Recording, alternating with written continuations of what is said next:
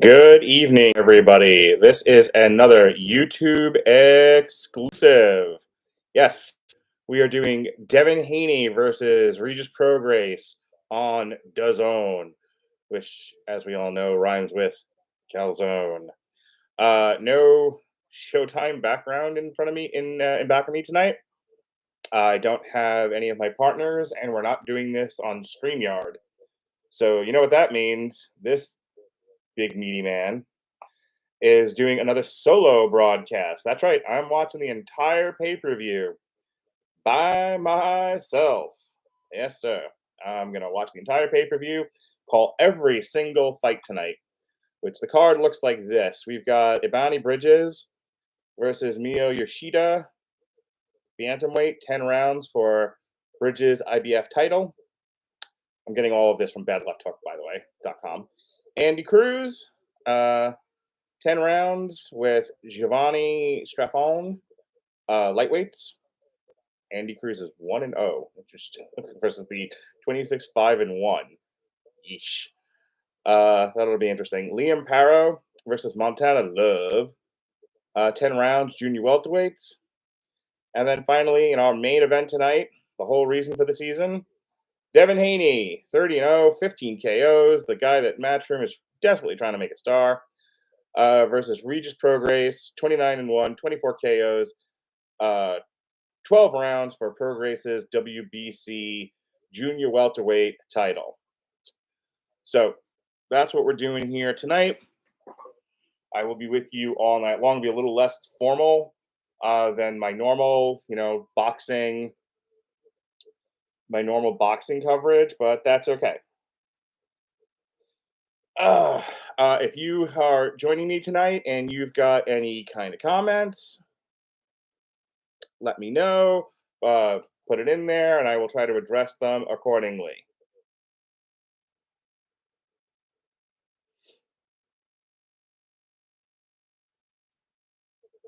All right, looks like we are in San Francisco, California tonight, and the pay-per-view is just now starting.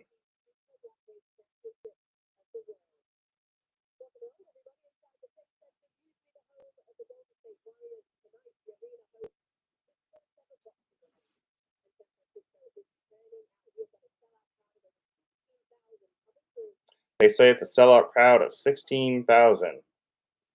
Now, how much of that is paper, As we got Chris Mannix on the stick, Sean Porter, and Kate Abdo. I don't know what a Kate Abdo is.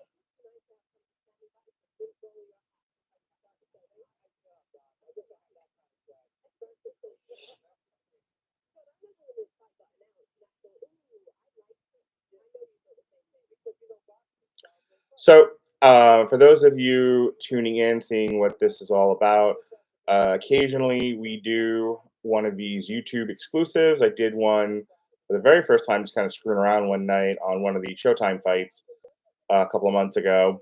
And then I did one for Razor Ruddock versus James Toney because there was no way in God's green earth any of my friends were going to watch that with me. And I did the whole pay-per-view for that. So that's kind of what I do. Whenever it's just me kind of hanging out and I want to watch a fight, and Robert Winfrey of 401mania.com has UFC coverage, and Pat just couldn't give a shit less, and Dan Lasby is busy doing Dan Lasby stuff, then I just kind of hang out, Figure if I'm going to watch the fight, might as well throw my face up on YouTube. My son will be running in and out of here periodically, see what's going on.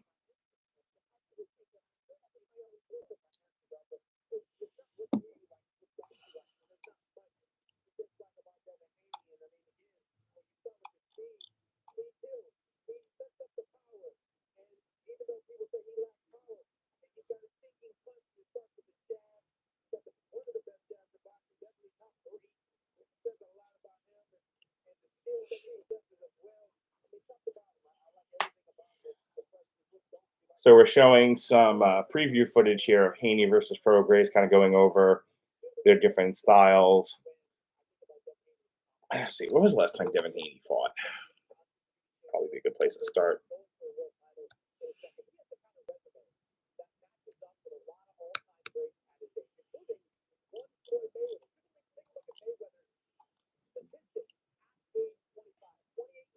So their statistics are up. We got Devin Haney, as I said before, is 38-0.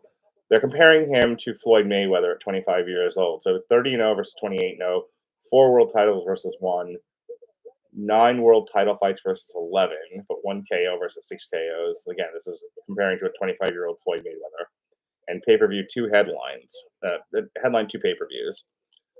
Alrighty, so Devin Haney last fought in May against Vasily Lomachenko. And if I remember correctly, most of us internet folk had called it for Lomachenko, but, boxing. And then prior to that, he had a unanimous decision against George Kambosos in October of 2022. And I don't recall, yeah, and then that was actually a rematch. He had fought George Kambosos and had a unanimous decision win in June 5th of 2022.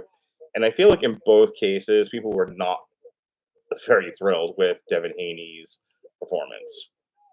So we'll see if this one not, we'll see if this one he impresses people. I mean, I don't think there's any doubt in anyone's mind that he's going to win it, but we'll see.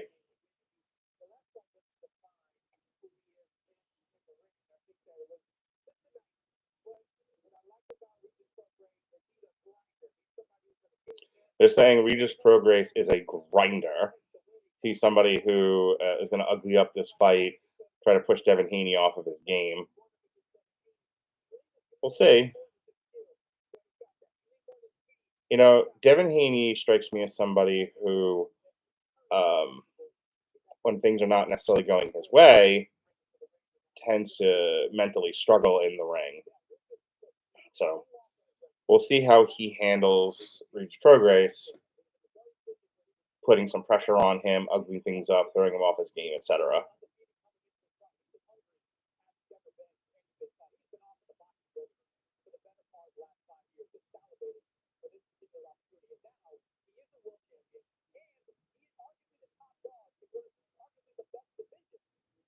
So they're saying that Devin Haney is the top dog in what is arguably the best division in boxing. Champions and big names at 140. We've got Regis Prograis, WBC champion, Teofimo Lopez, WBO, Sabril Matias, IBF, Raleigh Romero, WBA, and then contenders: Jose Ramirez, Jack Catterall, Ryan Garcia, and Arnold Barboza. It's an interesting lineup there. I think a Devin Haney Teofimo Lopez fight potentially, like, that's actually got box office written on it.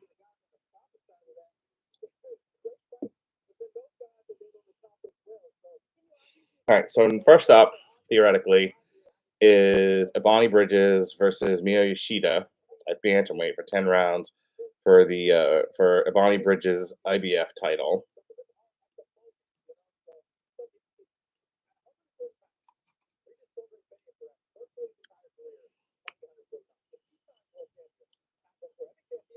Ebony Bridges is, oh gosh, I just realized what this was.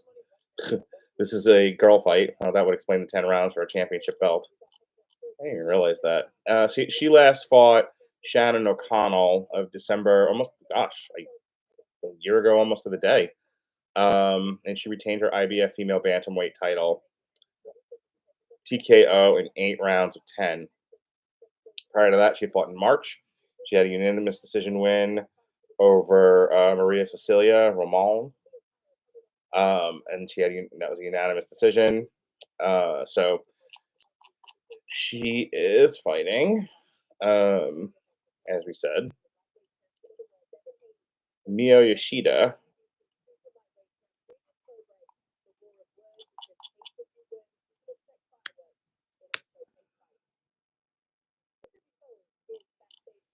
who is coming off a loss last month. She lost a unanimous decision, 10 rounds against Sharetta Metcalf for the vacant IBF Intercontinental Female Bantamweight title. Prior to that, in April, she had picked up a win against Ndaya Smith. That was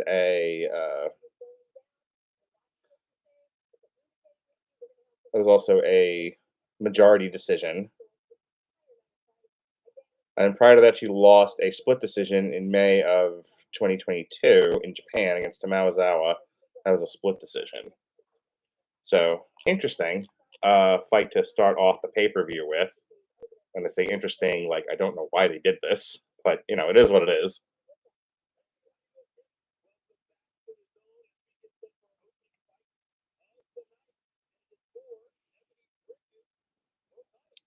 So Ebony Bridges is 37. She's taking on the 35 Mio Yoshida. Yoshida has a little bit of a reach advantage on Ebony Bridges and a height advantage by about 5'3" to 5'1". So we'll see. Ebony Bridges though looks like she's a bit of a meteor girl, so she might have it over her in the strength department. Oh, and there he is, old Dreads McGee.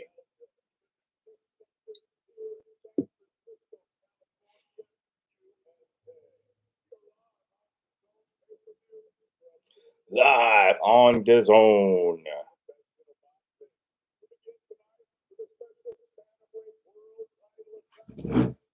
Hello. Hi. You exist. I sure do. Hello, it's I, the dude from the comedy that I do sometimes.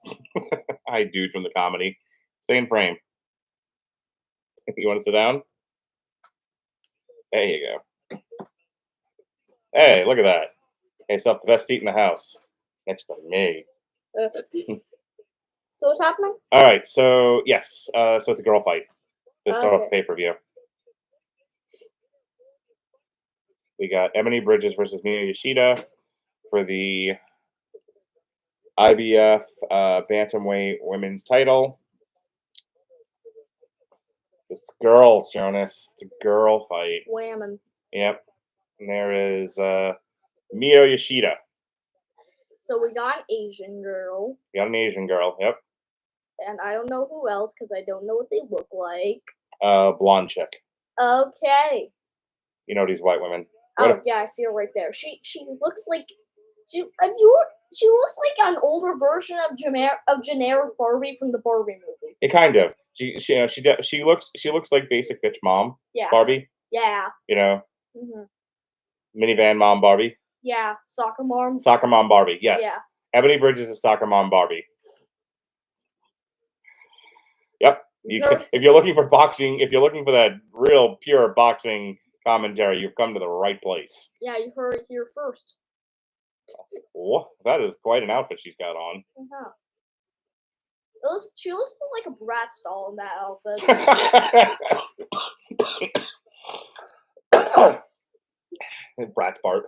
Bratz boxing brats. Yeah. I like how we're not actually commentating on the actual No, there's no fight to happen as of right now. I mean, she's just getting in the ring.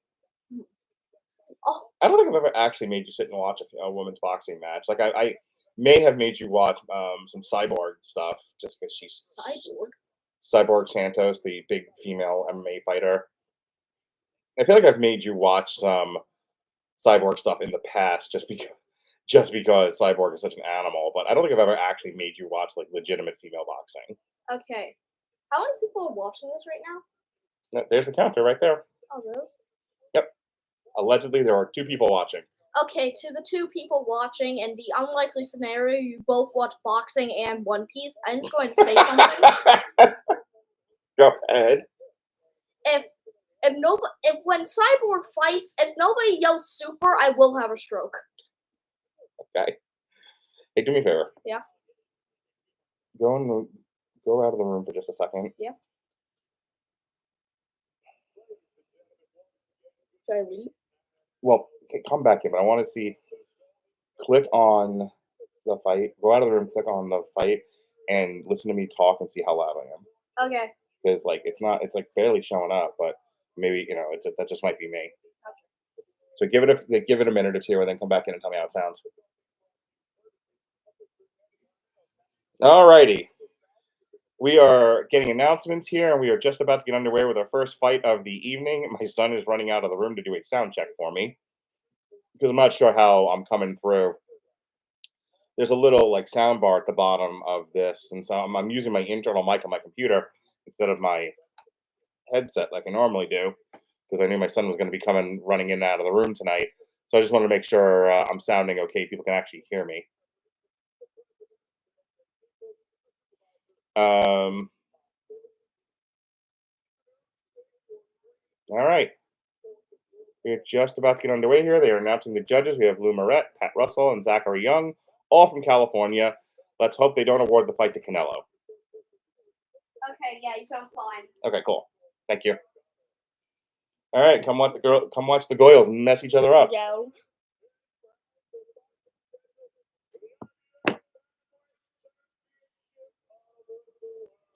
So who do you think wins this? Minivan Mom Barbie, or the Japanese chick? Okay, Assuming she's Japanese. We don't actually know, and that might have been a mild racism. this is kind of going. Oh yeah, Mio Yashida. They're sounding very Japanese. Yep, she's from Japan. All right, I didn't accidentally do a racism. Whoa! Yay me! So I don't know why it kind of stems from the stereotype of Asian people know kung fu. So if I'm sitting here thinking, just Yes. this person is better at fighting for some reason. Also because she's going up against some random soccer mom. I mean, her record doesn't bear that out though. Oh, she loses most fights. Actually, why don't we have both these people's records? Okay, so her record is 16-4, and she lost her last fight. Okay. In fact, she's lost 3 out of her last 4, 5. She's lost 3 out of her last 5 fights. Yeah. Yeah. Before that, she only had the 1 loss in her Maybe 5th fight. maybe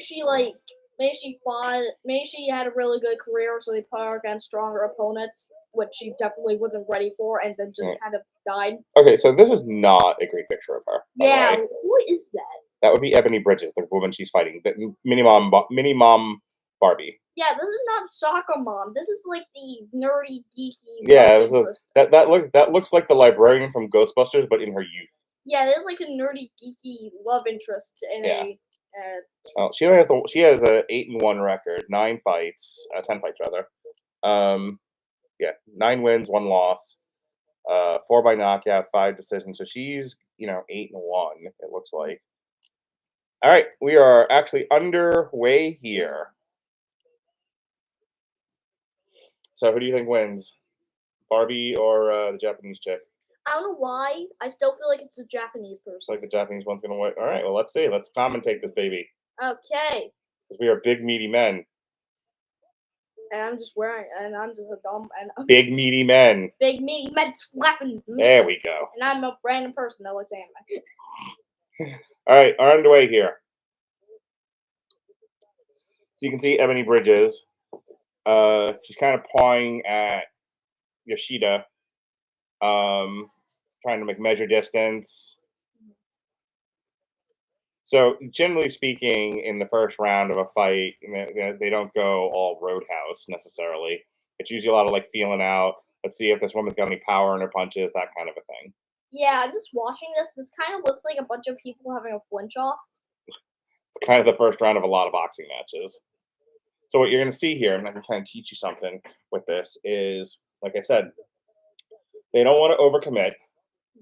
So it's a lot of pensive fighting, trying to see what the other one's going to do, maybe bait them a little bit. It's a big feeling out process, because as much tape as they might have watched on somebody, you won't really know what they're like until you get in the ring with them.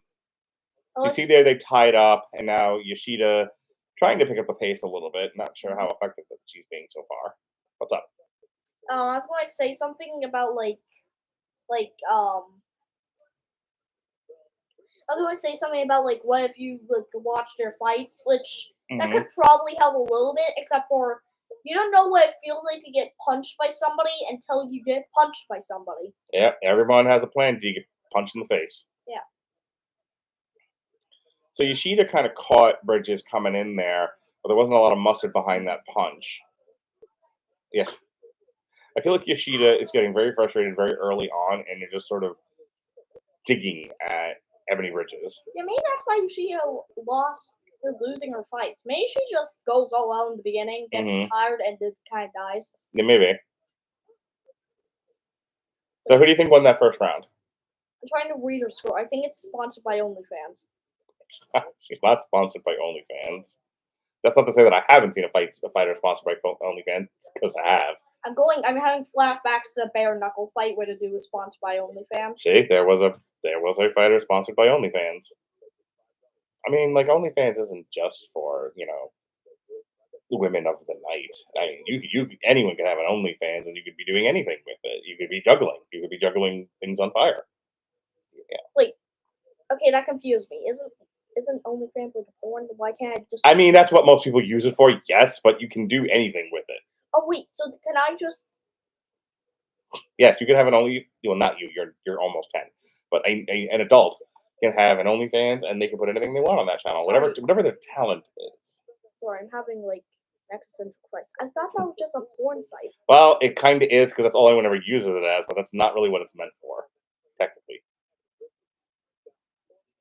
Just don't worry about it, Jonas. Let's move on.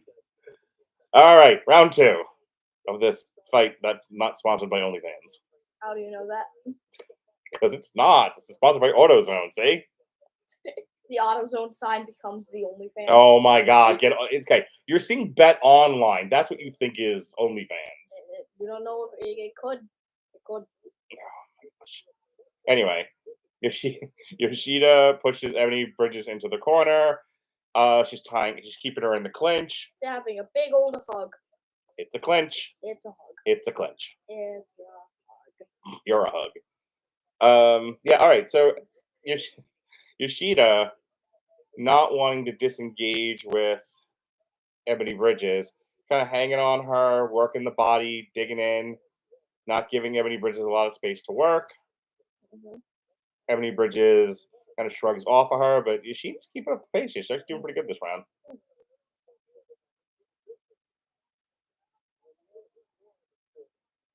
Alcoholism. It's a beer. Alcoholism. Your alcoholism. Oh, you are.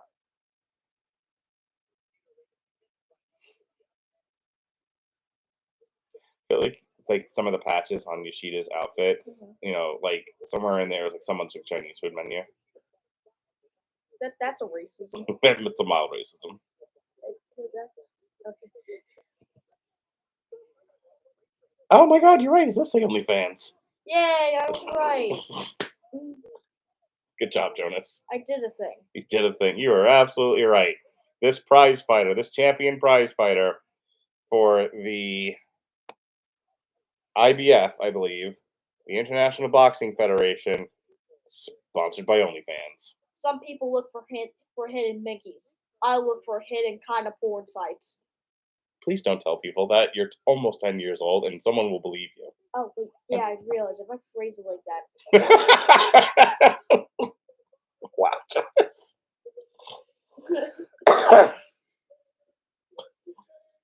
It's a weird kid. I've realized how I phrased that weirdly. I'm sorry. Phrasing. All right, we have a commercial here as we take a break and going into round 3.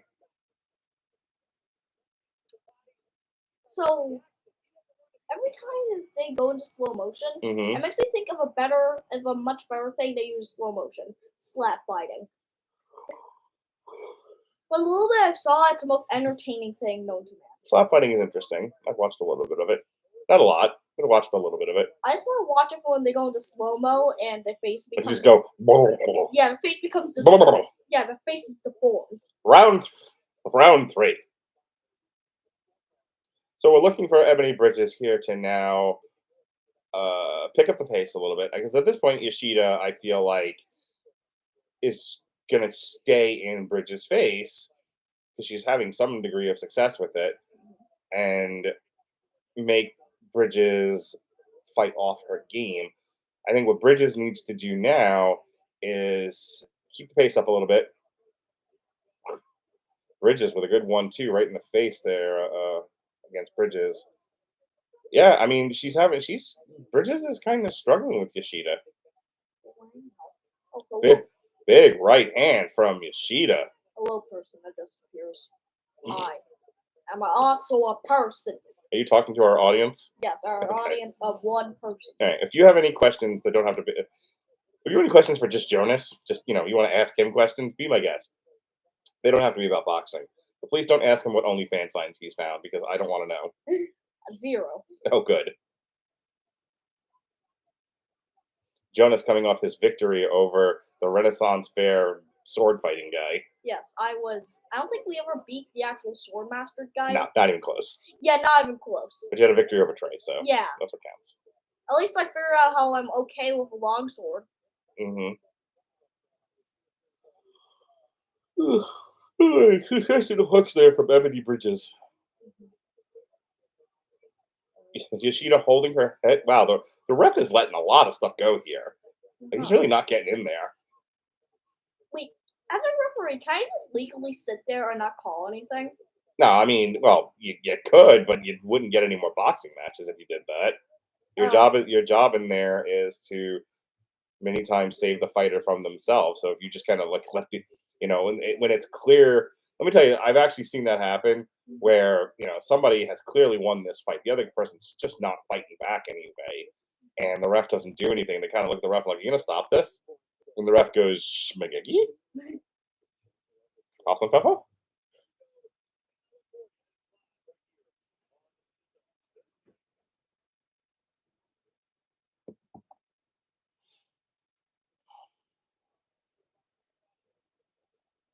So who do you think's winning the fight so far?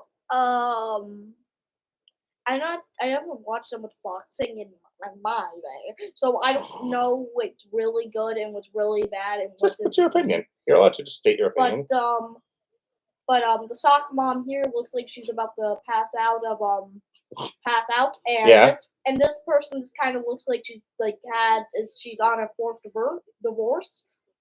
I don't know why. So Yoshida, you feel like it looks when you say she looks like she's on her 4th divorce? Does that mean she looks like tough and angry? Like, what are you trying to tell the audience? How she was just looking in the image that I said that she looked like depressed and like she had nothing left to live for. Okay, so one person's tired, the other person's depressed. This is a great boxing match. Yes, according to you. Got it. They should make a TV show about that. One tired and one depressed. That's every woman. What do you think of Ebony Bridges' tattoos? Barbie. What do you think of Barbie's tattoos? From this angle, they just look like a bunch of really weird lines. Yeah. It kind of looks like she had humongous veins that are popping out. like she took the super soldier serum and it's not working well. Yeah. Okay. All right. These two are clinched up again.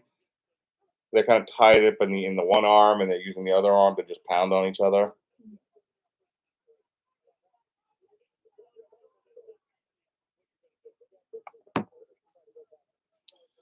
So there's a lot of clinching and like punching the body. Like, so okay, Yoshida's done a really good job of uglying this fight up. Like I said, would be good for her strategy. She's not really letting Ebony get a lot of momentum at any given time. Why don't punch the other in the vagina? I don't think they really did punch each other in the vagina, Jonas. I saw Tsuki there punch Barbie in the vagina. I think. Okay, well, the ref who's been having some sort of speaking of existential crises, the ref who doesn't seem to be paying that close attention, just let it go. She's like, all right, punch in the vagina. I mean, that's below the belt, but we'll allow it. Yeah, Yoshida. I have to say, Yoshida's got to be winning this fight. Yeah, I would say Yoshida's won this at least 3 or 4 rounds here. Wait, how many rounds have gone by? Wait a second.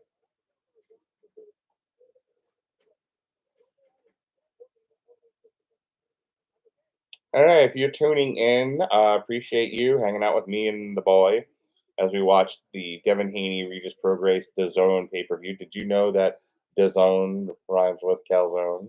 Calzone? Calzone. Calzone. DAZN rhymes with calzone. I eat DAZN. Can you eat DAZN? Sure, you could try. So if you're wondering, like, well, what the hell am I watching here? Yeah, we're not going to show you the fight. First of all, that's illegal. Because we don't want to get sued. Because we're poor. Anyway, so yes, we don't live stream the actual fight here. What we do is we react to the fight in real time. That's what we're doing tonight. And we're doing the whole pay-per-view. Normally I just do the main event, but then again I usually have Powder or Robert here. So tonight I'm just chilling. Me and the boy. The boy. You're the boy. Am I the boy? You're the boy. I thought you were a boy. No, I'm an old man. You're a woman? Did you say I'm a woman? Well, if you're not a boy, you're I'm a the woman. bearded lady. All right. We're in round 5, by the way. If anybody wants to know what we're reacting to and who was this Barbie girl and why did she being sponsored by OnlyFans, There's absolutely not a single person watching this wondering why she's sponsored by OnlyFans. go watch it on whatever he's watching it on. I don't know. Tell the audience. DAZN. DAZN? DAZN. Because it rhymes with calzone. Okay, they're watching it on DAZN. DAZN. No, DAZN. DAZN. Hey, DAZN. DAZN. Dunkin' Donuts. Dunkin' Donuts. You dunk your donuts in the coffee. That's why that's the name. Dunkin' Donuts. In the immortal words of Dennis Leary, I think. Yeah. I stole that. Dunkin' Donuts. Cosplay. All right, back to boxing, which we're supposed to be commenting on. A lot of the same stuff here. They keep clinching up and punching in the body. Yoshida, good uppercut there against Ebony Bridges, caught her right in the nose. Wow, the ref did something for once. Yeah, finally the ref paying attention to the fight.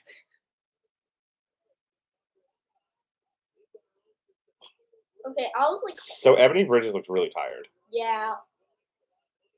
Like now they swapped roles. Now Barbie's on her fifth divorce and she's tired. Well, I was gonna say, I don't think she's not putting a lot of mustard behind those punches. Oh shit! What? Yoshida with a big right hand to end the round. Like clocked her but good. If she had actually had a little bit more power behind that, she might have gotten the knockout there at the end of the round. Wow. Paul, hey, look, your buddy Jake Paul's fighting. Yeah. Wait, which one did Paul bro? Is this? It's Jake. Okay. The one that isn't Logan. Has he recorded dead bodies inside a forest? Not lately. What? Okay, did he ever? Yes, that's what got the Paul brothers in trouble. Okay, Jake Paul, thank you. Yeah. Okay, I forget which one it is. I thought. Well, they were there together. Oh, they were both there. Yes. Okay. Wait, did that ruin both of their careers? Well, nothing has been ruined. Logan Paul's currently, a champion in the WWE, and Jake Paul is a professional boxer, a successful professional boxer, kind of. Well, during that time, did it ruin their career? No, they've only gone on to do other things. Oh. It was controversial, got him in trouble. Round 6. Wow.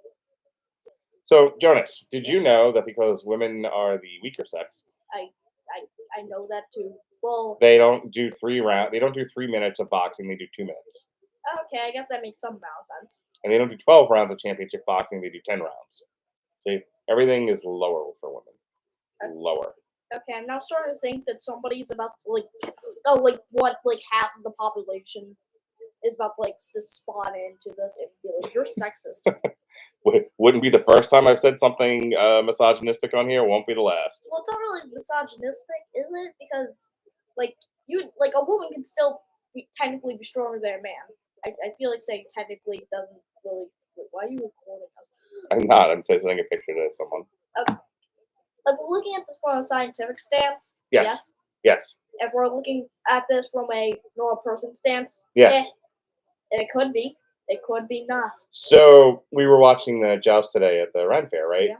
And the woman ended up, one-on-one contest with this guy, where theoretically they were at least of equal skill. She ended up beating him, didn't she?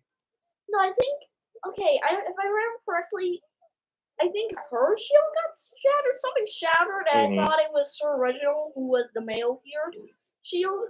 I couldn't really tell that well, except for he won the joust, so I think it was her shield.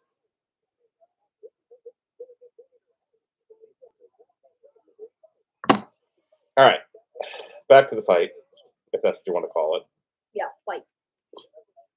Wait, dang, wrong direction. That's screwing with my head here. Yes, if you want to go one way, you got to go the other way. Yeah. Some people go both ways. You go both ways, Jonas? Like,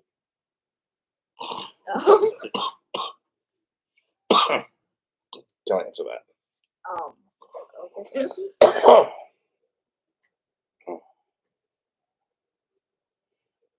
Okay. All right, we are getting close here to the end of the fight. I would say Yoshida's done a pretty good job of keeping the fight in her favor. I think Ebony Bridges is struggling. I'd be curious to see what the final score ends up being. Yoshida's been a little bit more active. I think I'll be curious to see what the stats are. It looks like she's landed more power punches than Ebony Bridges has. So we'll see what happens. This I'm looking forward to. They're showing a graphic for Joshua Wallen and Deontay Wilder versus, I believe it's Joe Parker. So I'm really looking forward to that one. That'll be another one that we'll be calling here on the Radulich Broadcasting Network and W2M. So please tune in for that. All right, we are in round 7. Yes, sir. So in between each round, all I can imagine is when their pit team basically is talking to them. The pit team? The ones, they're not race cars. It's kind of. The corner. It's just the corner. When the corner talking to them, all I can imagine is that they're it's like giving the Eye of the Tiger speech to Rocky during the fight. You know, there was a real life moment like that where I think it was Teddy Atlas talking to Alexander Povetkin, and he was just like, "Do it for your father. You gotta understand. You gotta put all your love and all your." And it just went on and on and on. It was quite entertaining. All right, Yoshida just content to duck her head and throw, and come what may. As far as girl fights go, this isn't the worst one I've ever seen. Good uppercut there from Yoshida. Okay, for some reason I'm a Barbie girl and a Barbie Yes. song got stuck in my head. I haven't heard that song in a while. I think just seeing Barbie in real life. OnlyFans Barbie? Yeah. That's her new name, OnlyFans Oh Barbie. God, I'm just imagining Mattel putting that out. Oh, ew. Oh God. Oh. There's a doll that'll sell. There's a doll that'll sell to little girls. OnlyFans Barbie. All right. Okay. I would buy an OnlyFans Barbie and put in my collection of Funko Pops. What do you think about that, Jonas? Sure. OnlyFans Barbie. She comes with a mental health disorder. All right. Oh, good uppercut there. Looks like it was a left. Right hand from Yoshida.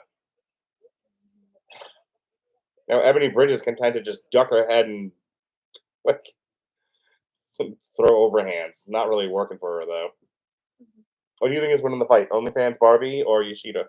Well, Yoshida here. I feel like she's winning. I would say so. If you're tuning in to see our brilliant coverage of this fight, please leave a comment here. Tell us who you think is winning. Ask us who we think are winning. Ask Jonas a question about, any number of subjects.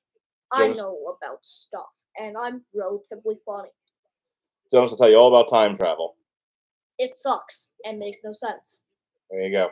Jonas will tell you about the horrors of Christmas. A strange man breaks into your house and places an unknown object under a tree.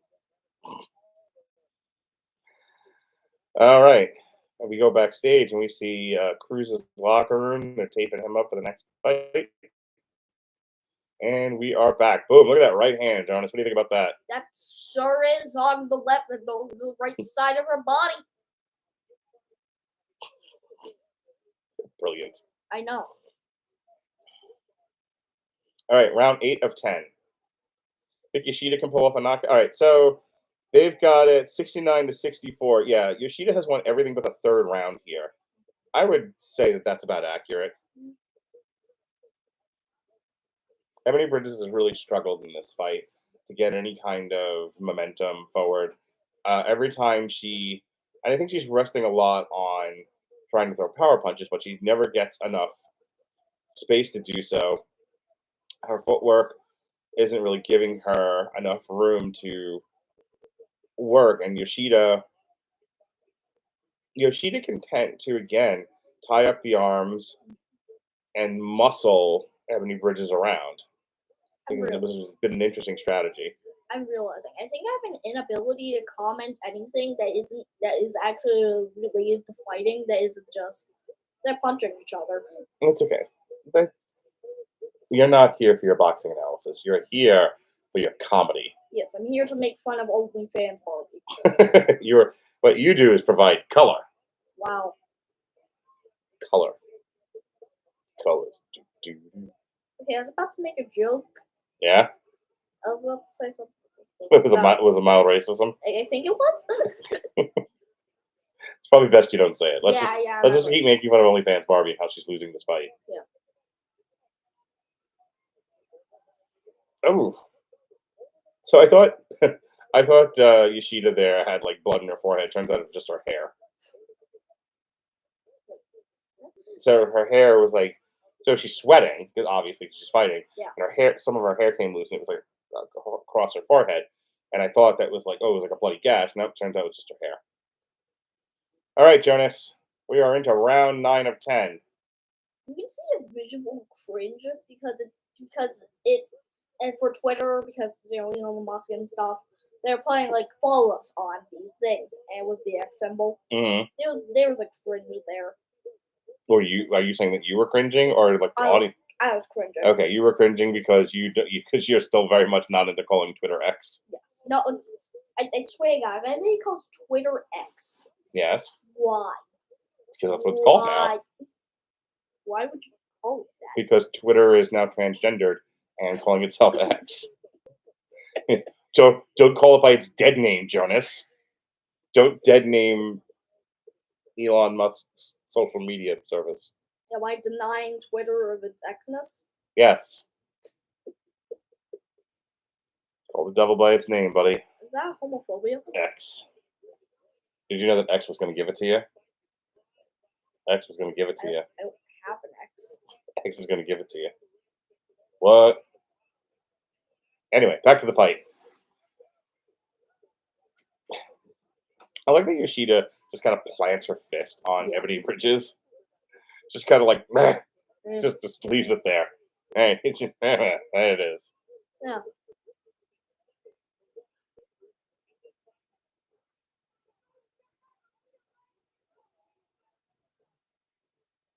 Stop pawing at her. That hasn't worked the entire fight. You've lost this thing on points. Yeah, and Regis kind of just looks like she's going meow.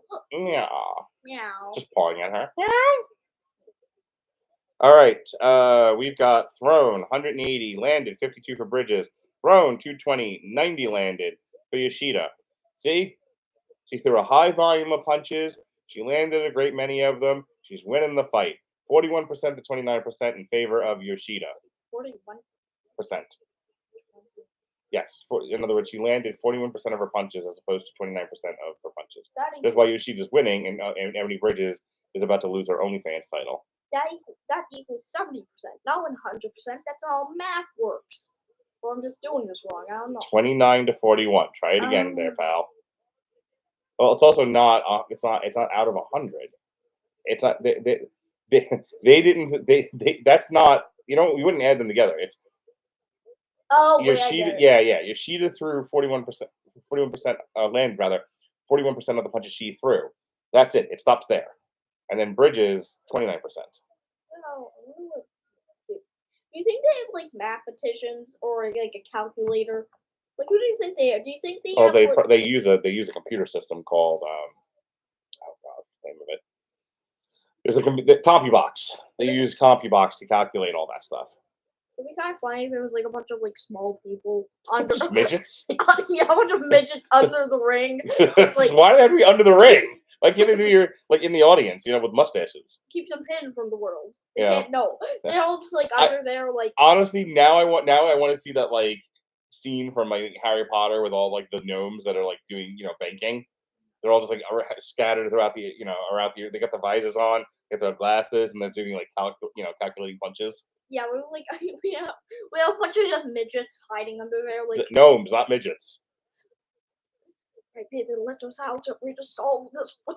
We've been stuck in here for 12 years. That's right. CompuBox is actually just an intricate series of midgets. Yeah. Alrighty, round 10. And you can only get this kind of analysis here on the Radulich Broadcasting Network, brought to you by W2M. Wow. Yep. There's a million streams you could be watching tonight that will give you actual analysis of boxing. Here, you get us two idiots saying that CompuBox is actually a series of midgets. And all 0 people are hearing it. Yes, well, you can listen to it later. Yeah. Wait, do you want to cut something out of this and play it on TikTok? Oh, okay. No, these YouTube exclusives I tend to just kind of throw up on YouTube and let them sit there for people to enjoy. I don't cut anything out of them to put on TikTok. Okay.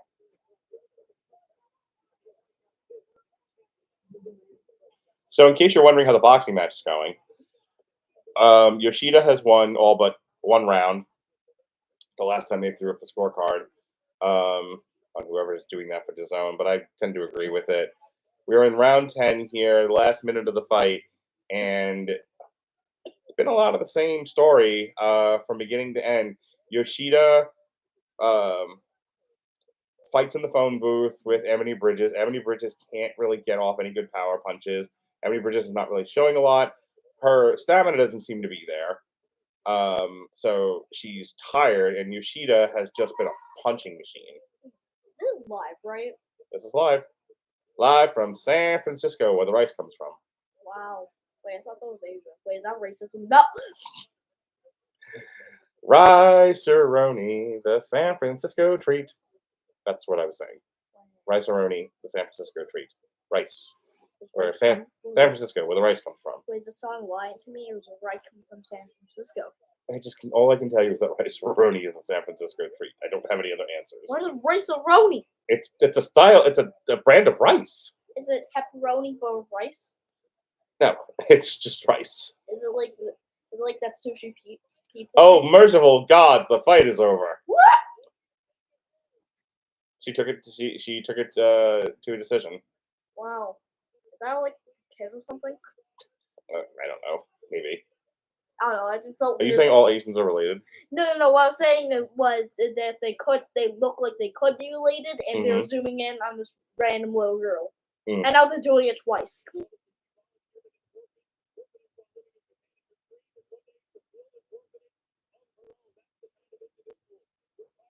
I don't know. Think about an orphanage, though. Yeah. Maybe she got it from an orphanage. Just brought a random baby to the fight. You're coming with me. Oh, okay.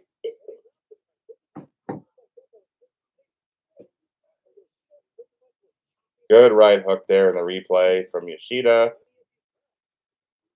Left hook there from Ebony, but she caught one. Punch in the boob. Yeah, I was about to say punch in the boob. Pump in the boob. She answers with a punch to the chin. Yoshida does. You don't punch a woman's boob. No. I think we're gonna find out here that Miss Ebony Bridges, our naughty nerdy librarian,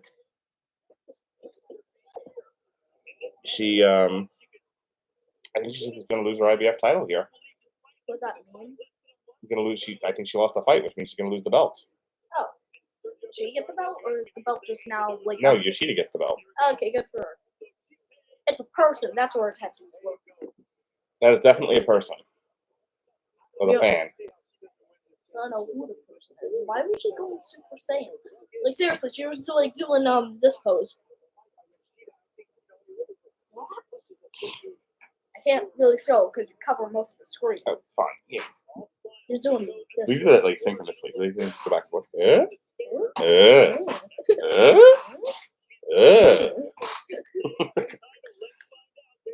All right. We got score coming up. Old Dreads McGee.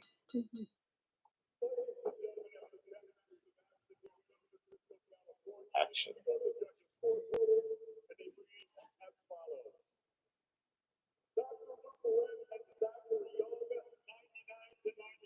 Oh, 99 and 91. This is screwing my head up.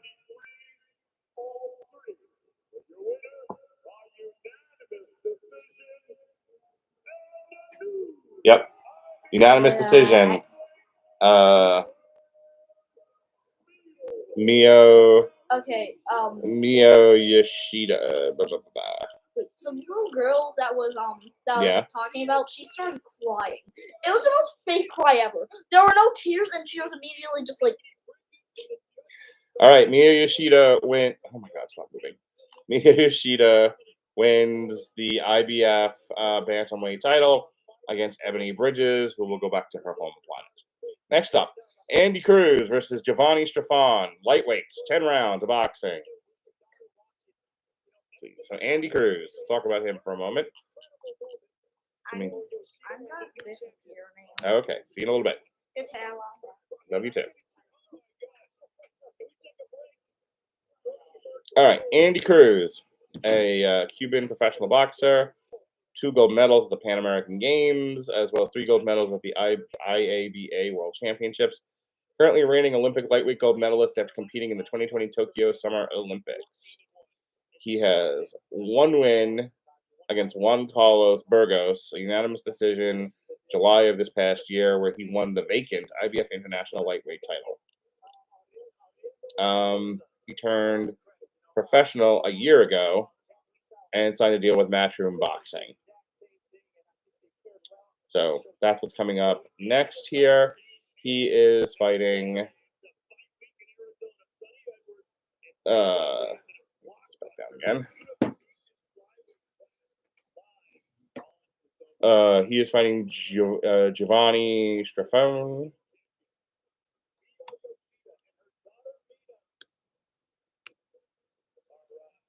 Let's see here.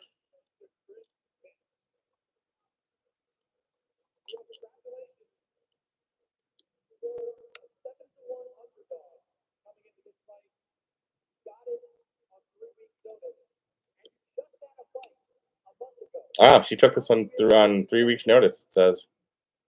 All right, Giovanni Strafone, 32.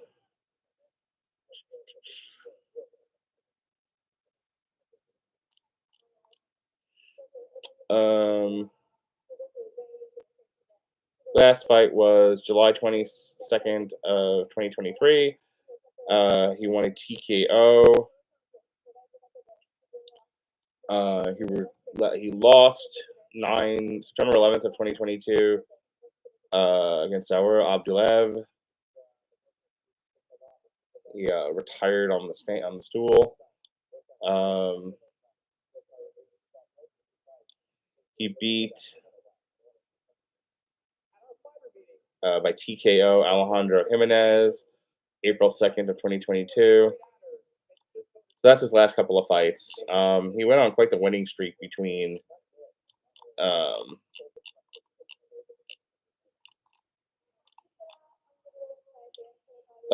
March 3rd of 2018 and May 1st of 2021. And then he lost unanimous decision to Maxie Hughes, and then he's kind of been off and on, off and on. So it'll be an interesting fight, to say the least, going in against Andy Cruz here, who I'm sure is looking to make a name for himself.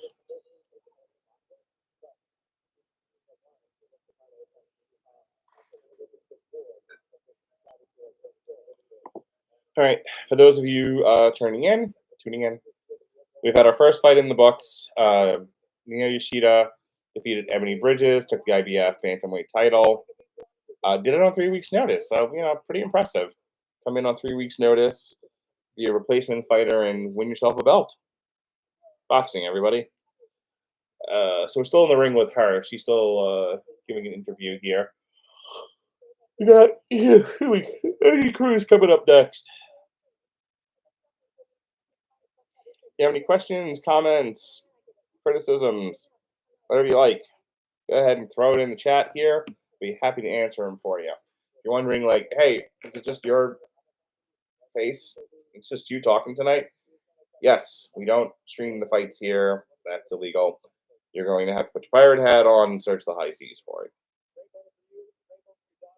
However, I will be here through the main event, talking all night long about Devin Haney versus Regis Prograis.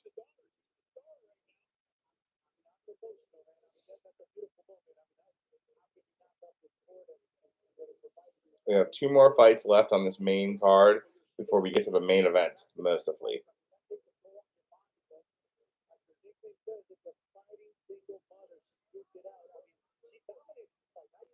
Last time I covered a fight on DAZN, I thought I had it mapped out in my head how fast it was going to go. Because that's the one, that was the Zerdo fight that Robert and I did a alternative commentary for. But we just did the main event. He was just coming off of UFC coverage. And I figured, oh, well, there'll be plenty of time, but I think like every fight on that card ended early, if not in the first round. So the Zerdo fight was about an hour earlier than I anticipated, and we had to scramble. It happens. I'll be curious to see in 2 weeks, I think it is, how the Anthony Joshua and the Deontay Wilder fights go in Saudi Arabia, or if you like to call it Saudi blood money. So yeah, if you're hanging out, like I said, normally we do, a strict alternative commentary for just the main event, and I'm usually here with a partner, and we talk about what's going on in boxing and all of that. We also have the History of Boxing podcast, where we look at the fights of fights from boxing history. We did an entire series on the history of heavyweight boxing um, from the earliest days all the way up through modern times with Tyson Fury, Anthony Joshua, and Deontay Wilder. We did the Four Kings of Boxing, which was Sugar Ray Leonard, Marvin Hagler, Tommy Hearns, and Roberto. I knocked out a horse, Duran. And then from that point on, we just started picking different fights, a lot of trilogies, fights, rematches.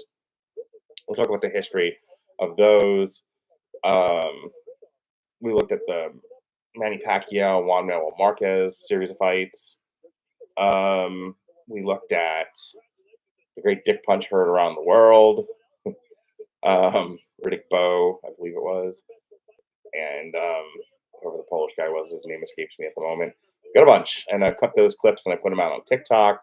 So yeah, lots of boxing here on the Radulich and Broadcasting Network and W2M. Matter of fact, since I've got the time, I'll tell you exactly what we've done. Yeah, Riddick Bowe versus Andrew Galata 1 and 2. Floyd Mayweather versus Manny Pacquiao. That was from years ago. Diego Corrales versus Luis Castillo. Pernell Whitaker versus Julio Cesar Chavez. Aaron Pryor, Alex Arguello, and then the aforementioned Manny Pacquiao, Juan Manuel Marquez. December 28th, in theory, we'll be doing the Barrera Morales trilogy. That'll be the second attempt at this. February 8th, we're going to look at some real modern, like only in the last few years, Anthony Joshua versus Alexander Usyk, 1 and 2. And we're going to be doing that in preparation for Fury versus Usyk, which we will not cover live because I was requested not to, but we will do a follow-up analysis of that fight for the History of Boxing podcast on February 22nd. So if you're, listening to me now, you're like, oh, as far as YouTubers talking about boxing goes, you're pretty cool. Go ahead. There's plenty of content to check out. We just recently did the Tyson Fury, Francis Ngannou fight. That was myself and Robert. Some other alternative commentaries that we've done. I took a break from doing this for a really long time because I was social. I was actively dating and did not have time. But just kind of going back, we done just in the last. We did all the. We did alternative commentaries for the Tyson Fury Deontay Wilder trilogy. We've done all the Canelo fights going back to Canelo versus Daniel Jacobs, Caleb Plant. We've done some wrestling, like some Royal Rumbles and whatnot. We did Keith Thurman versus Josecito Lopez, Manny Pacquiao versus Keith Thurman, Jose Romero versus Jose Pedraza. Done some UFC. We did Edward Berlanga versus Steve Rolls. We did. Let's see here. We did Alexander Usyk versus Chaz Witherspoon. Believe it or not, we've done Kanaki versus Ariola, Valdez versus Lopez, and Frampton versus McCreary. That was the same night. Virgil Ortiz Jr. versus Brad Solomon. Lee McGregor versus Cash Farouk. That was a fun fight. That was May 23rd of. Let's say that was we re-aired that May 23rd, May 30th of 2023.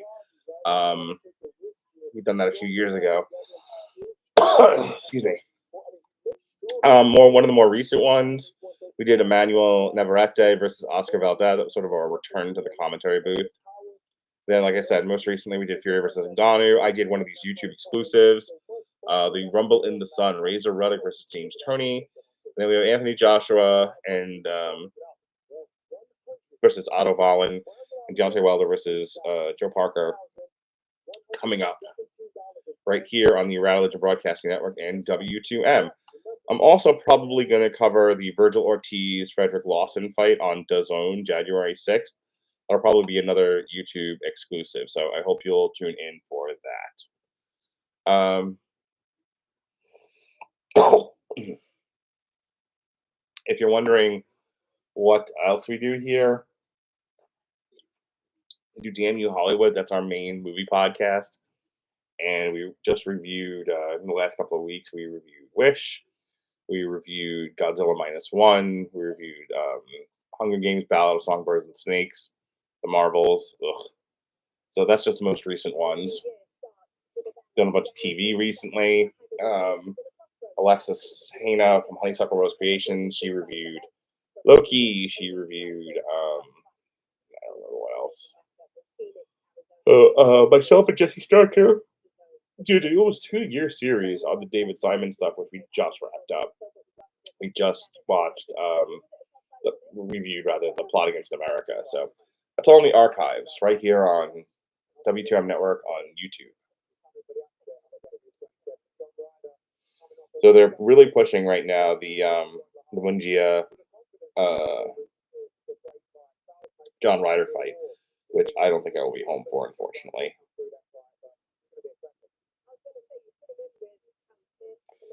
I am at Mark Radulich on TikTok, by the way. You want to see short clips of my shows, about 10 minutes apiece, or my son's stand-up comedy or my daughter's choir singing, check out my TikTok, at Mark Radulich. That's me, Big Meaty Man, slapping.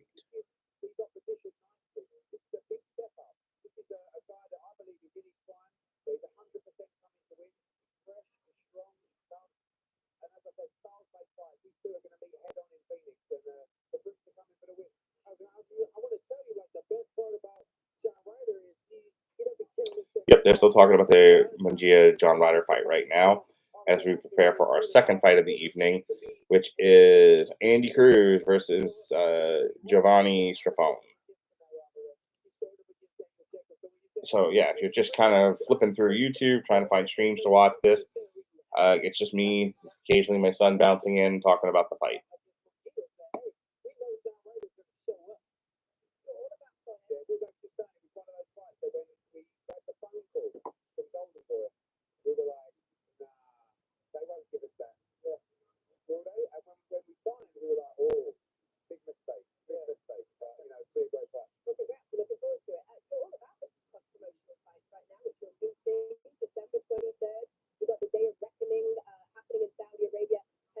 Day of Reckoning is what they're calling this Joshua Otto Volin Wilder Joe Parker fight. The Day of Reckoning. I mean, I'm gonna watch it. I'm gonna call it if I can't get one of my friends to do the show with me. It'll be fun. I don't know how good it'll be, but it'll be fun.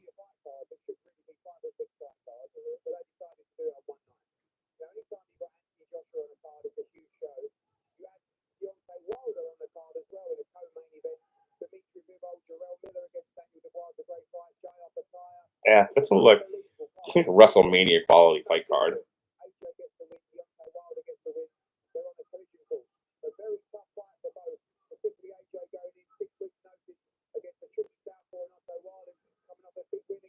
So that is something to discuss right there. It's a sort of mini tournament of sorts at the top of the heavyweight division.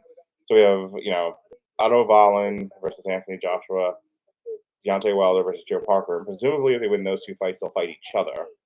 Then you have April, I think it's 17th. You have Fury versus Usyk. Double check that. Yeah, February 17th is Fury versus Usyk. And then, so we'll have, coming out of the winner of Fury versus Usyk, we'll have, for the first time in 20 years, we'll have a unified, undisputed heavyweight champion again, all 4 belts. First time in the 4-belt era, we'll have one heavyweight champion with all 4 belts, which is something I've been waiting for forever. And that person, probably going to end up being Alexander Usyk, if we're being honest, is going to end up fighting the winner, the eventual winner, presumably, of Anthony Joshua versus Deontay Wilder. And wouldn't it be funny? Wouldn't it be funny if it ends up being Anthony Joshua for a 3rd time? And I got to be honest with you, I don't think, in 3 fights, Anthony Joshua wins anything against Alexander Usyk. That's just me. And I know Pat right here, I think he would agree with me that, Anthony Joshua struggled the first 2 times with Alexander Usyk. I don't think he gets any better, years later in a 3rd fight. So we'll see what happens. But I would much rather see, and I don't know if Deontay Wilder can pull it off, but I would much rather see Deontay Wilder beat Anthony Joshua and then him fight Alexander Usyk. Not that I think he beats Alexander Usyk either, but I'm much more interested in Deontay Wilder versus Usyk than I am Anthony Joshua for a 3rd time, and I guess that's the point. Tell you what, though, if it ends up, Tyson Fury ends up beating Alexander Usyk, which I do not see happening, and then Deontay Wilder ends up eventually beating Anthony Joshua, and we get, after all this, after everything that's happened, we still end up with Tyson Fury versus Deontay Wilder 4. I may have to quit watching boxing. Good grief.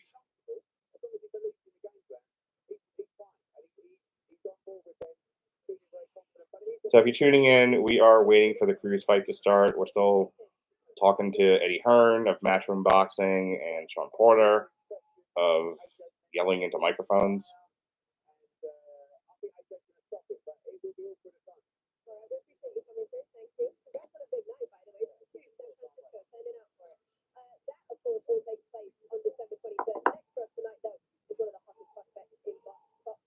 All right, I think we are finally ready to get underway with the Andy Cruz fight. If they are, in fact, this is a showcase fight for him. It's just to get him some attention, which is usually what happens on these pay-per-view cards. It's a platform to get some of these younger fighters, newer fighters, some attention on a big pay-per-view card. So we'll see how he fares here. Oh, and we've got a package. Oh, let's look at Andy Cruz's package, shall we?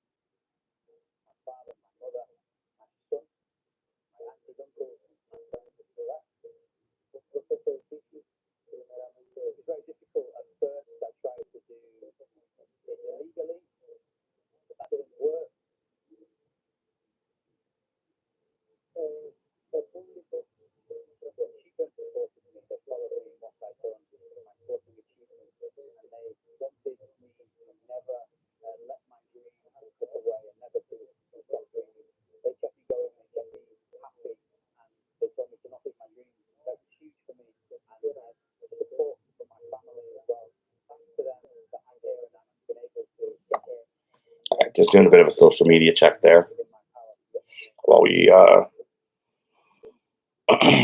get through this package here. Up, we're back in the ringside. Up next, Andy Cruz versus Giovanni Strafone.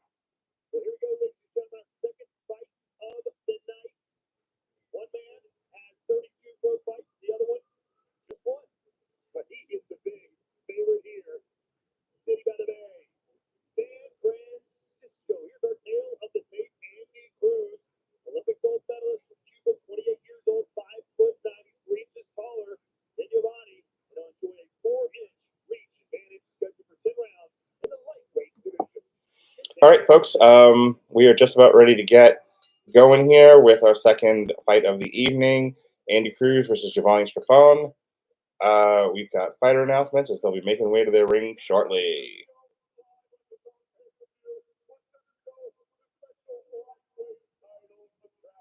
A lightweight title attraction is what they're calling this.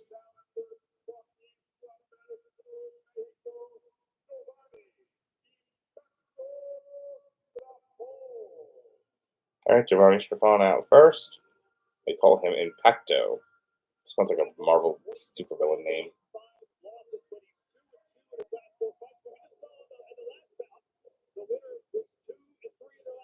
So 89% of those doing the DAZN watch party on the DAZN app, 89% say Andy Cruz is going to win this one.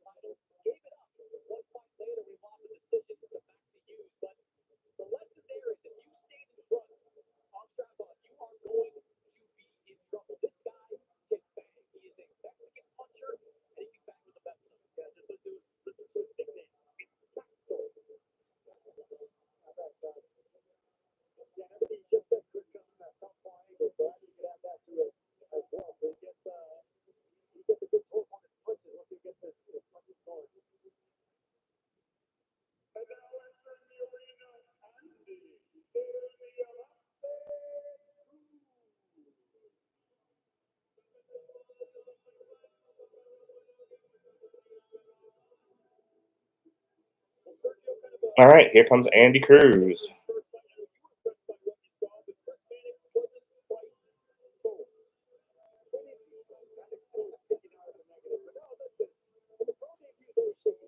$89% to 11% think that Andy Cruz is going to beat Giovanni Strafone. Yeah, I tend to agree. I would be in that 89%. Oh, stop. Andy Cruz, just a wiggling and a shaking. Big wiggle. Down the ringside.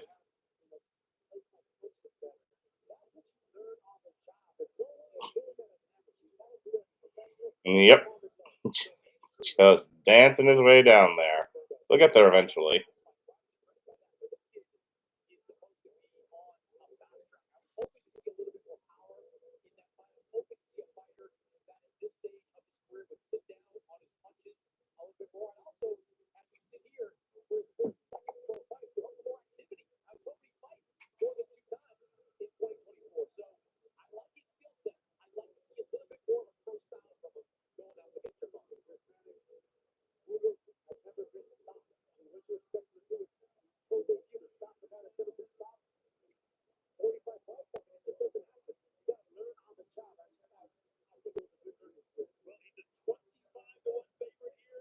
$25-1 favorite, they said on the DAZN coverage tonight for Andy Cruz.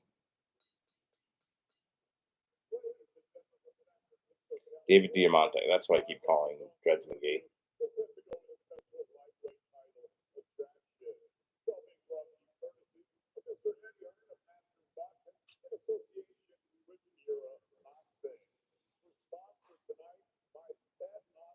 All right, if you're watching along tonight, we appreciate you. I will be covering when the actual fighting starts. I will be covering that for you, giving you play-by-play action here. Can't show you the fight; that's illegal. But I will tell you all about it. I'm happy to tell you everything going on in the ring, the best of my ability. I have no co-host tonight, which is why I'm kind of here flying solo and going straight to YouTube instead of through StreamYard and Facebook and all that other stuff. Just kind of low key hang out. You can see the background behind me is gone. Just me in my room, my unmade bed. All right, judges are Carla Kais, Robin Taylor, and Fernando Villarreal. Oh, Fernando. Edward Calantes is the referee. We are in San Francisco, California tonight.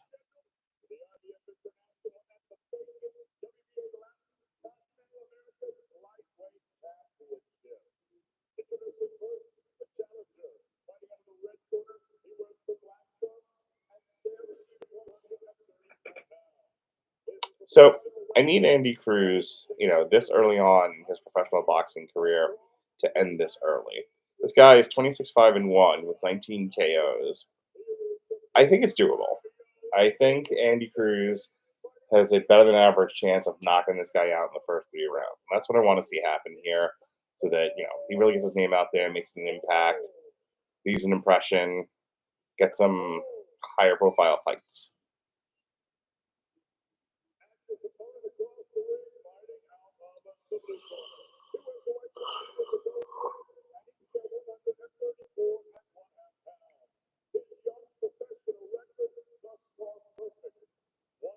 Ah, he's fighting out of Tampa. That's where I am right now, Tampa, Florida.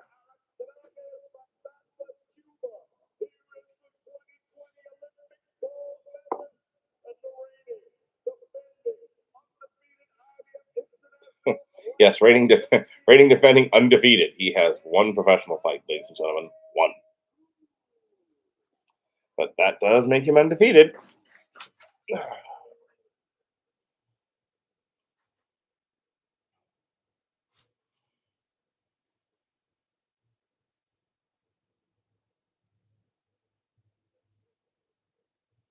All right, we are ready to begin here as we get final instructions from the referee.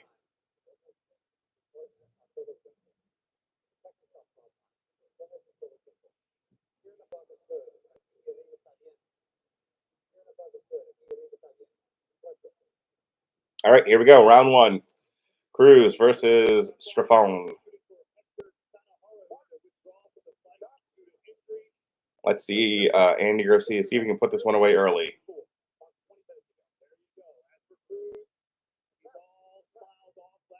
You're watching the Devin Haney Regis Prograis DAZN pay-per-view. Of course, we know that DAZN rhymes with calzone.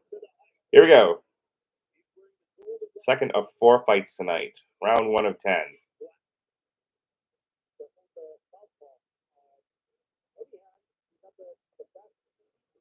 Cruz in early with jabs.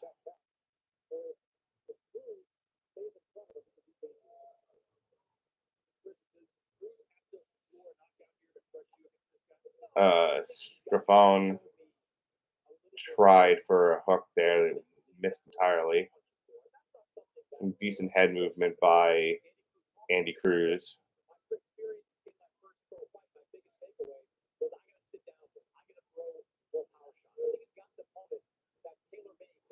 Strafone looking pretty confident in there right now. Feels like he's got the experience versus this guy who, well, he's an Olympic medalist.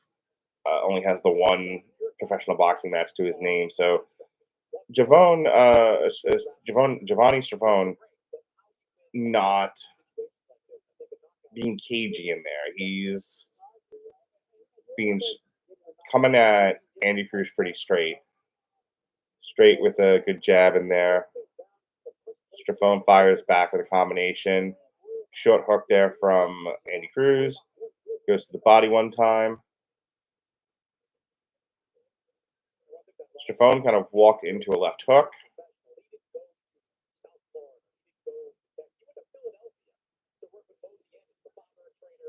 Thank you, Mass Bass. Thanks for hanging out tonight. Appreciate you. Up, Andy Cruz firing in on Strafone. Get him back against the ropes there, nailed him twice. Strafone sort of shook it off, circled away, slowed the pace down a little bit. Well, those are some good shots there. Those are the best shots of the round so far with a little less than a minute left.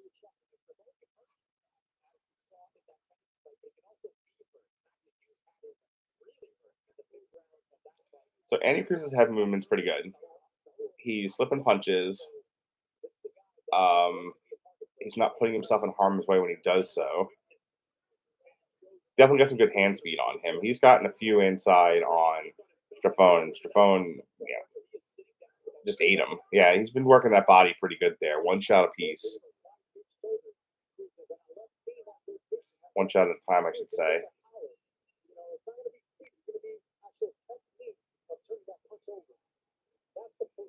Strafone looking for a way inside. Kind of feints, steps in, goes to the body. Cruz ties him up.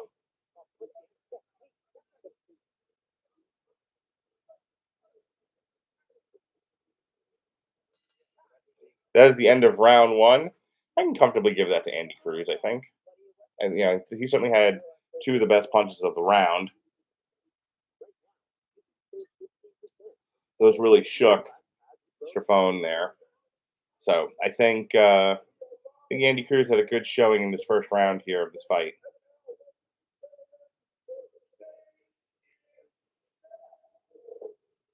We have the best brandy of boxing commercial here as we go into round two.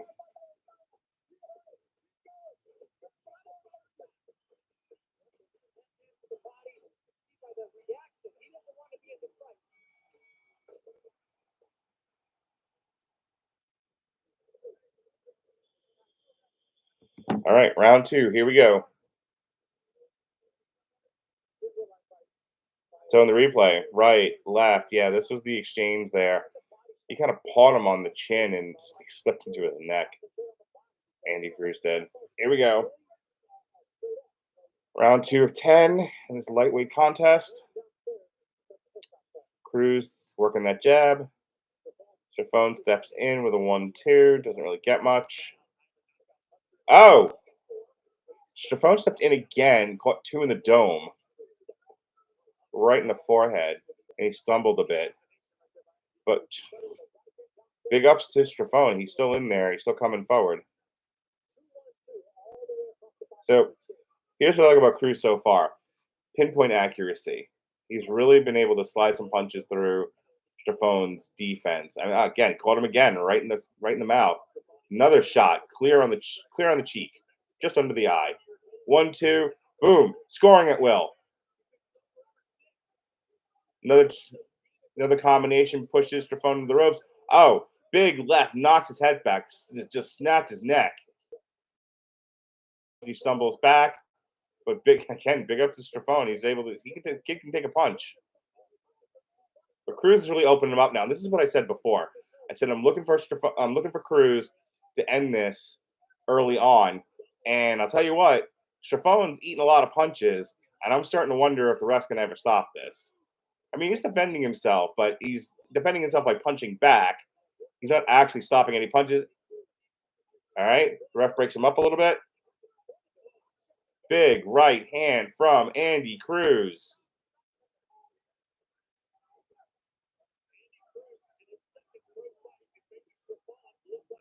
Left hook from Andy Cruz. Right to the body. 1-2. Strafone does not have an answer. Oh, uppercut, right hand, left. Andy, oh my God. Andy Cruz gonna stop this. Yeah, the ref's taking a close look here. He doesn't like what he sees from Strafone. Either he's gonna stop it there for a second. He just broke him up. Andy Cruz had him in the corner. Big left hand. Oh, knocks him back with the left. Right hand. That put him on Queer Street. Uppercut. Another uppercut. Right hand uppercut.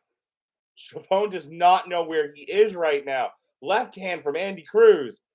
2 to the body. 3, 4. Uppercut. He's just teeing off on him now. And Strafone doing his best imitation of the hanging meat from Rocky. Right hand. Hard right hand. Up, and down he goes. We get a knockdown. Oh, and they're not calling it a knockdown. He's saying it was a push. Oh, even not counting that knockdown as a knockdown, that's a 10-8 round, man. Like Strafone had nothing for Andy Cruz. Andy Cruz hit him at will. Like that looked like he was just doing drills at one point. That was, I mean, not ugly in like bad boxing, but like ugly for Strafone, just struggling in there. If you're his corner, like maybe you give him one more round, like, hey, show us something or we're done here. But so, Mass Bass saying, sounds like Cruz wasn't lying about this opening. No, sir. In the replay, we get a big uppercut, snaps his neck back. Yeah, those uppercuts, man. They were looking good, and they were finding a home each time.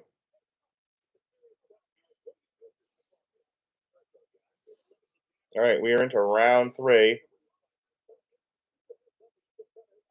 I feel like this could be Cruz's round. I mean, at this point, he knows like Strafone doesn't really have a lot for him, so he doesn't have a lot in the power department. So, and Cruz, this is where Cruz really needs to show something. Put this baby to bed. And I'll tell you, if I was that referee, I might have stopped it in that last round. Big right hand knocks Strafone back, works the body.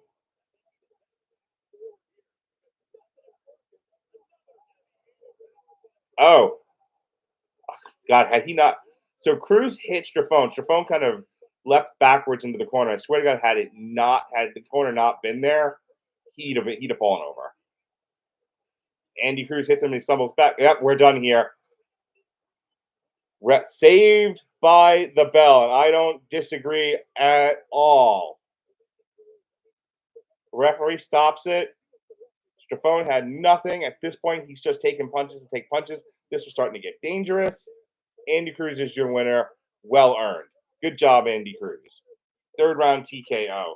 Good way to show out here on this DAZN pay-per-view. Strafone is arguing with the call. It's like, bro, if you can avoid getting hit so hard you get knocked down and you're unconscious, probably the best way to go. And to be clear, Strafone took tons of unanswered punches. I mean, big ups to him for having a chin, but there was no reason for that. Like, no reason to continue that fight. He had nothing for him.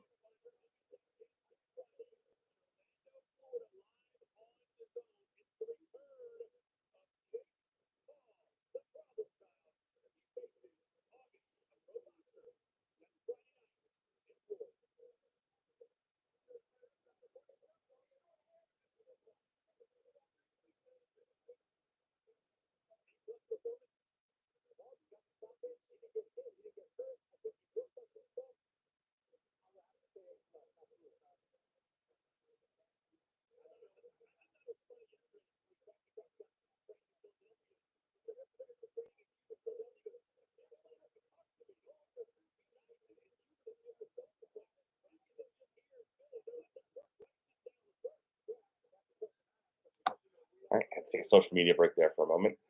But yeah, we're going to announcements here.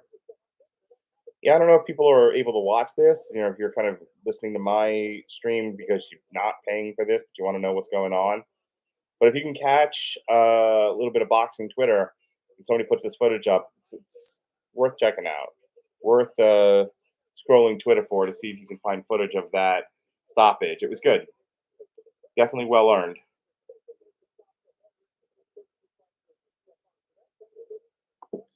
And I just want to say, real quick, you know, I get like these fighters, they train for months, years, they get these fights, and you're only as good as your last fight. And when you get stopped, and it's like, well, I wasn't knocked down. Like, I sympathize, I truly do. But that's the point of the judges, and the judges are in there to save you from yourself.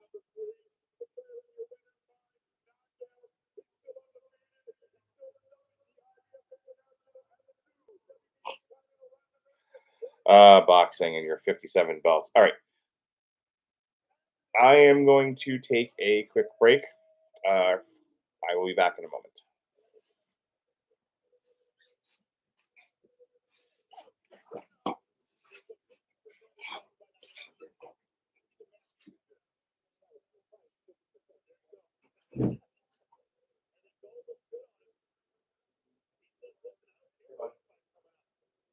Second fight's over. I'm on to the 3rd fight now. And the second fight was the 3rd round.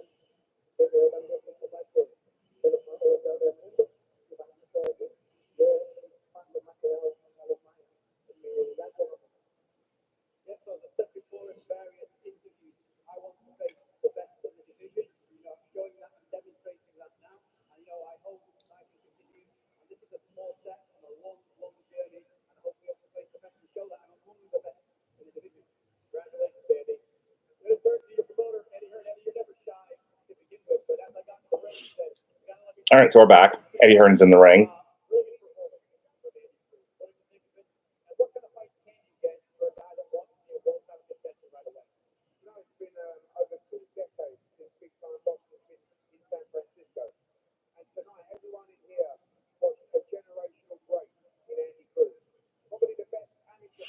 So Eddie Hearn saying that it's been quite some time since big time boxing, quote unquote, has come to San Francisco, and they got a rare treat in seeing Andy Cruz fight. So that's interesting. The question was, what kind of fights do you get this guy?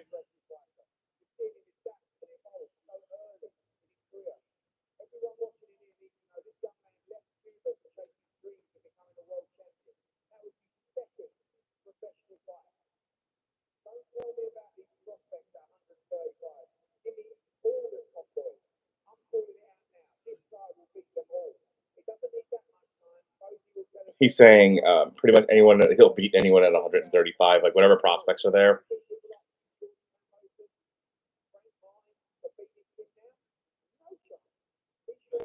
He's saying he can beat George Kambosos.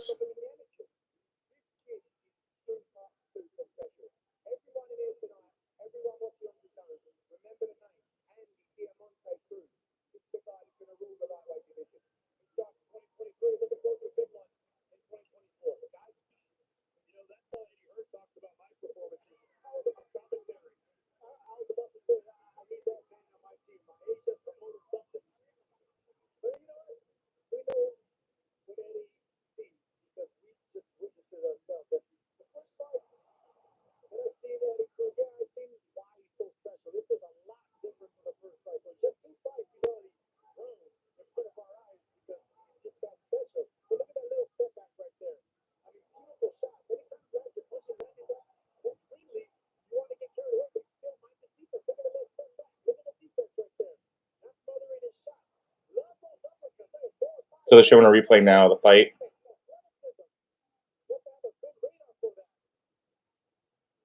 Yeah, Andy Cruz knew the deal going into this.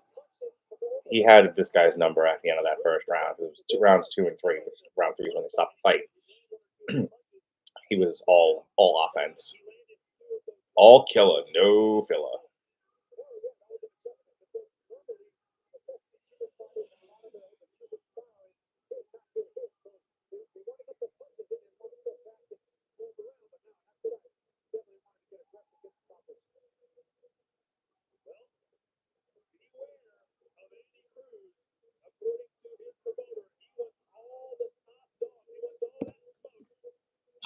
It's all that smoke. All right, so the final punch stats: 88-13 landed for Cruz, 146-76 thrown, 60% to 70% for Andy Cruz. So yeah, this was all Andy Cruz all day long. Nothing doing. One-way traffic for Andy Cruz. We got Liam Paro versus Montana Love next.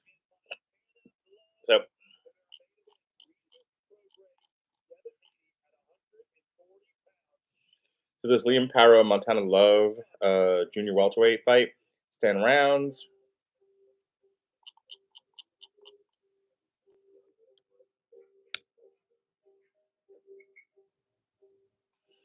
All right. So Liam Paro, Australian fighter. He is currently 27 years young. He's got a record of 23-0. He last TKO'd in the first round Brock Jarvis, October 15th of 2022. So it's been over a year since he's had his last fight. And he won the WBO Global Super Lightweight title.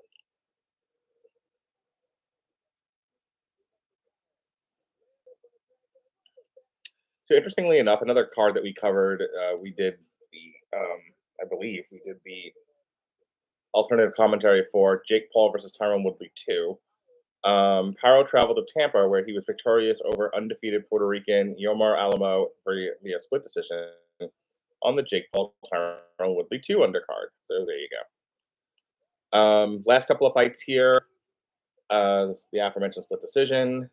He fought Steve Gago in Australia, 10 rounds, July 24th of 2021. He had a TKO over Terry Zermanis, again in Australia. 6 rounds of 10, March 5th of 2021. So that's this guy, Leah. Clearly, he is somebody who they are, another person that they're pushing. They want to see this guy be a big star as much as he can be. Apparently, also trained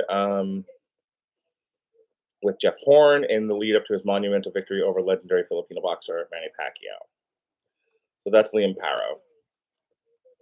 Liam Paro is fighting Montana Love, who I have seen fight before. I know that name fairly well, but let's get some specifics.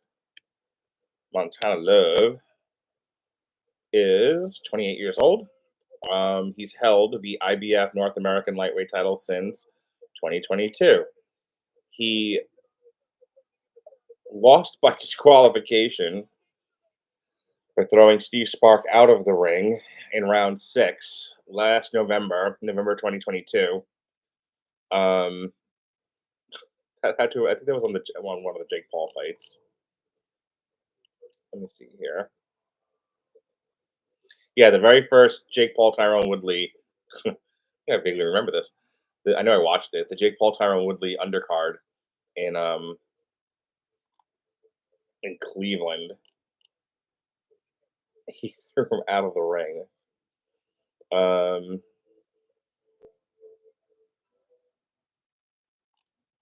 So anyway, prior to that, though, he had a unanimous decision over Gabriel Gonzalez Valenzuela.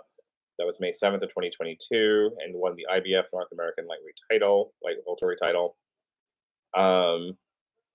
He went to a draw back in July of 2018 against Kenneth Sims Jr. It was a split draw, and that was for the vacant WBC Youth Silver Light Welterweight title. So overall, he's got a record of 18-1-1, 18 wins, 1 loss, 1 draw. in his last several wins from 2019 to May 22nd were TKO, 2 unanimous decisions, retired, TKO, and a unanimous decision before the DQ loss against Steve Sparks. So this is a get well fight for Montana Love, possibly. We'll see what happens here with. We'll see what happens here with this fight against Liam Paro.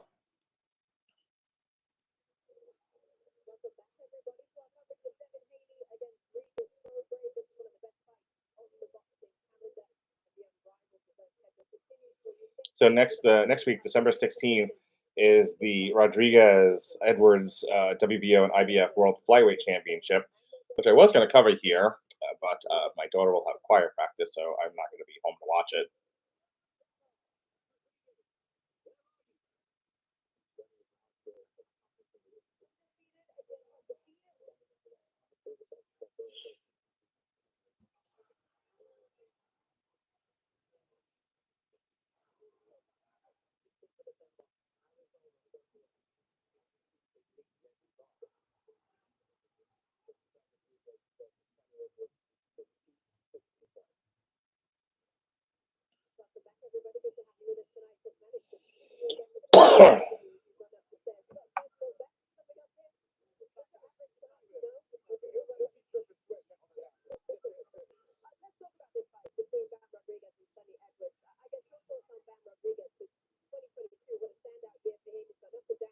So they're talking about this the next week, the flyweight fight.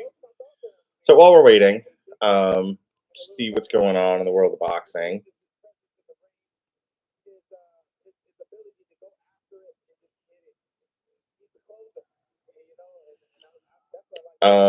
In addition to tonight, if you go over to ESPN, there's the BC Ramirez Rafael Espinoza fight. That's featherweights. For Ramirez's WBO title. The co-main event is Xander Zayas versus Jorge Fortier. They're junior middleweights at 10 rounds. So that's what's also going on tonight here, December 9th, Saturday, in the year of our Lord 2023. Tomorrow on Peacock, there's, in the middle of the day, there's Chris Billiam Smith versus Mateusz Nasternak, and that's a cruiserweight fight for 12 rounds for Billiam Smith's WBO title. Thursday on DAZN, there's a good fight here. We have Tito Sanchez versus Walter Santabanes, junior featherweights, 10 rounds, and 2 other fights on the card. Friday, December 15th in Orlando is the Jake Paul Andre August fight. It's another one they've been advertising here on tonight's show. I will be at a Led Zeppelin cover band. We have the aforementioned Bam Rodriguez Sonny Edwards fight next Saturday, December 16th. And then also on Showtime, and I want to say this is the last Showtime fight ever. It's David Morrell versus Sena Agbegko at super middleweight for 12 rounds. Plus Chris Colbert and Jose Valenzuela. They're having a rematch. I think the question on everyone's mind is what colors will Chris Colbert be wearing, because he is constantly wearing all kinds of colors. His hair is all kinds of colors, rainbow colored possibly. Just nonsense. The 23rd is the Day of Reckoning fight. We talked about that earlier. And again, I want to go over this card real quick. We have Anthony Joshua versus Otto Wallin, and then Deontay Wilder versus Joseph Parker. And then for Bivol's WBA title, we have Dimitri Bivol versus Lyndon Arthur at light heavyweight. That's a good fight. Joe Apatai Taye versus El Zorro at cruiserweight for Apatai's IBF title. Daniel Dubois back in action against Jarrell Miller. That is big, meaty men slapping meat. Frank Sanchez versus Junior Fa. So they finally found a pig hostage for Filip Hrgovic, because nobody wants to fight that guy. Or Mark Demore is going to have his head handed to him. And Arslanbek Mahmouda versus Ajit Kabayel, kicking things off at heavyweight. So it could be a fun night of fights. Tuesday, December 26th, your post-Christmas present, Nanoi Inoue versus Marlon Tapales. We love good old Inoue. And then bringing in the new year, January 6th, we got Virgil Ortiz versus Frederick Lawson, which I'm hopefully going to be able to cover. January 13th on ESPN, we got Akabeta versus Callum Smith. January 20th on Peacock, in the middle of the day, is Natasha Jones versus Michaela Mayer. Who cares? So January 27th, this is the fight that they've been pushing tonight. Besides Day of Reckoning, they spent a great deal of time, especially for it being over a month away. Jimmy Mungia versus John Ryder at super middleweight. So they apparently think that's a big deal. We'll see what happens. February 3rd on ESPN is Joshua Buatsi versus Dan Aziz. Then we have a Friday night fight, February 16th. Ashaki Foster versus Abraham Nova for Foster's WBC title. And finally, Saturday, February 17th is Tyson Fury versus Alexander Usyk. So all those great fights coming up. I'm going to try to cover them as much as I can. Okay, hey Bass. I'll put it in the chat in case, because I just noticed your comment up here. Yeah, it was a third round. They stopped the fight at in the third round, so I called it a TKO, but I think they called it officially a knockout. I will tell you in just a second what the official call was. Yep, Andy Cruz TKO in the third round over Giovanni Strafone, 53 seconds into round 3. And I will tell you, if you missed my actual call of the action, I was calling for them to end it in round 2, but they waited a little bit. They ended it in round 3. Obviously, it didn't take that long into round 3, and yeah, it was just more of the same. Cruz was unloading on Strafon, and Strafon had nothing for him. Just couldn't answer him at all, and then was surprised when they stopped the fight, which I get. It's like, hey, you knocked me down, but yes, we're not supposed to give. This isn't supposed to go until you get brain damage either. So hope that helps you, Mr. Matt Bass, and I appreciate you watching my coverage tonight, my solo coverage.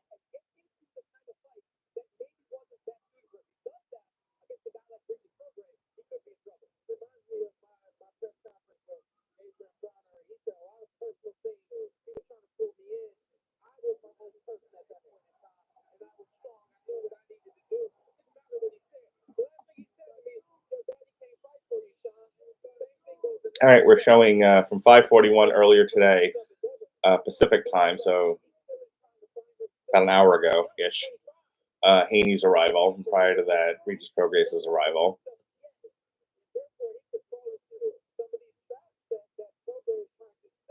I wonder what Devin Haney's listening to, if he's listening to anything at all, since clearly he was just paid to wear the earphones.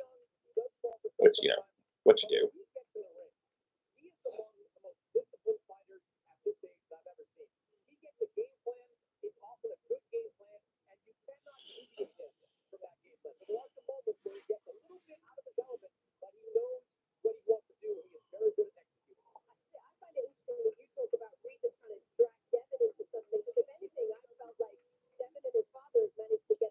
They're talking backstage now about Devin Haney, how disciplined a fighter he is, et cetera, et cetera.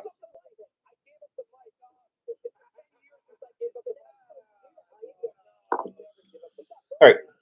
As we prepare for Liam Paro versus Montana Love, I will be right back. Don't go nowhere. I will be right here to call all the action for you on the W2M Network and Radulich Broadcasting Network.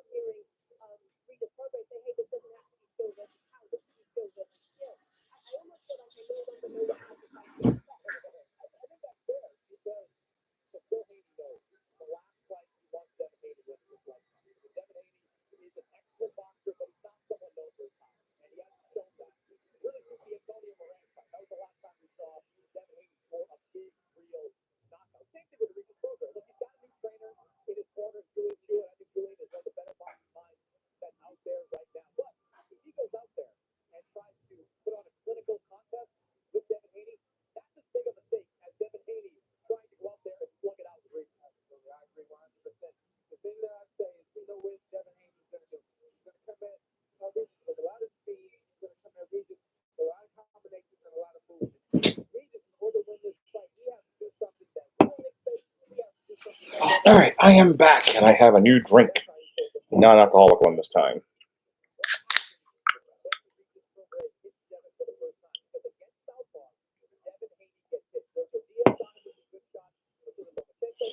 So they're talking about Devin Haney's propensity to be hit with a left.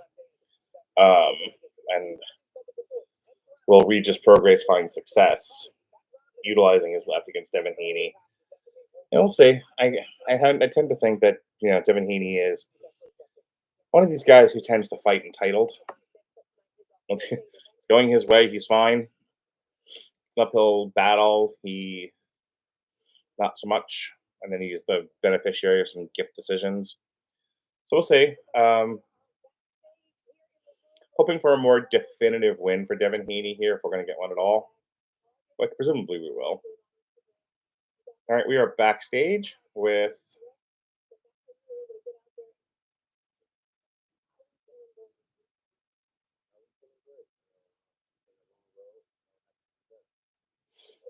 Liam Parrow.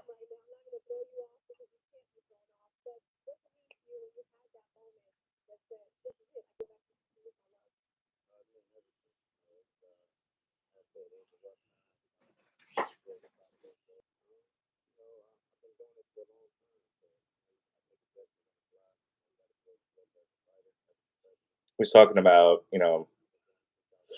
not having the full year to train or something like that, and having to make adjustments on the fly. He seems pretty cool and calm and collected about it.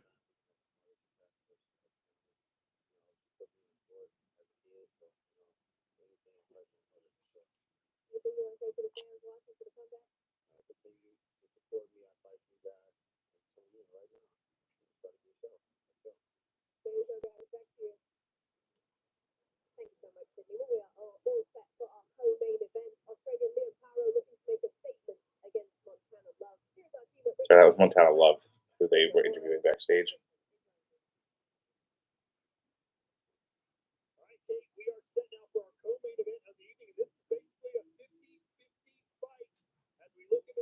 All right, they're saying this is a 50-50 fight between these two. We'll see how that works out.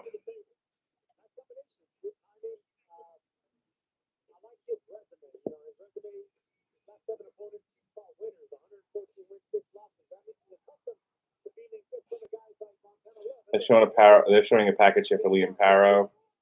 Some really good knockdown punches here in this footage that they're showing this package.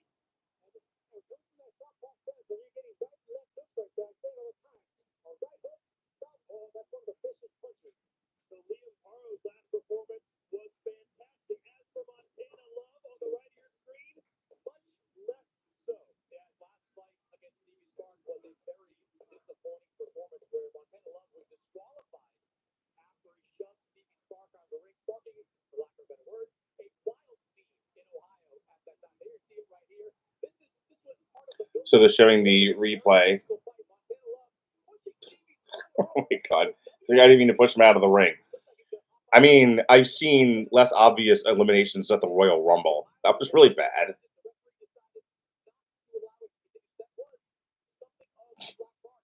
Wow.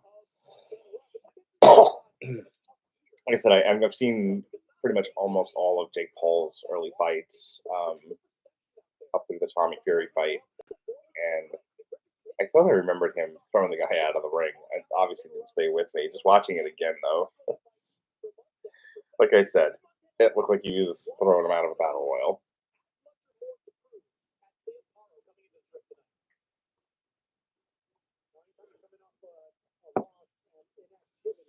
All right, it is almost 10 o'clock here on the East Coast, and we are getting ready for our co-main event here of Liam Parrow versus Montana Love. Big Daddy Cool, Montana Love, Big Red Machine, Montana Love, Big Show, Montana Love. These are all people who, would have a lot of eliminations in the Royal Rumble. Just, there's the joke. Alrighty. This is what happens when I have to kill time. I think we are finally ready to introduce these guys out to the ring already. Wait. The one thing the zone does really, really well, kill time. least we don't have any musical acts tonight, which is good. No concerts.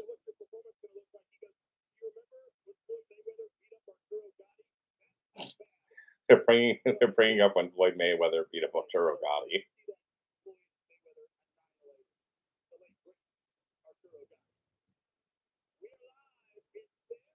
All right, jail the tape. 27 years old, 28 years old, 5'8.5", 5'8". Yeah, these guys are pretty evenly matched. Both 140 pounds. The reach on Liam Parra was 71, 269 for Montana Love. 23-0, 14 KOs. Liam Parra, 18-1-1 for Montana Love. Love. Da, da, da, da. All right, we are finally ready to introduce these guys and bring them ringside.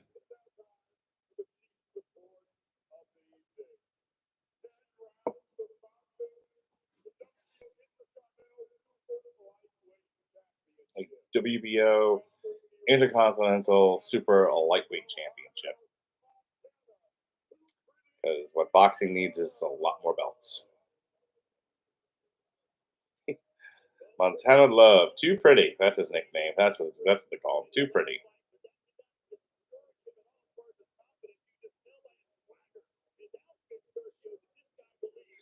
So 69% of people doing the Zone watch party say that he's going to beat Liam Parra.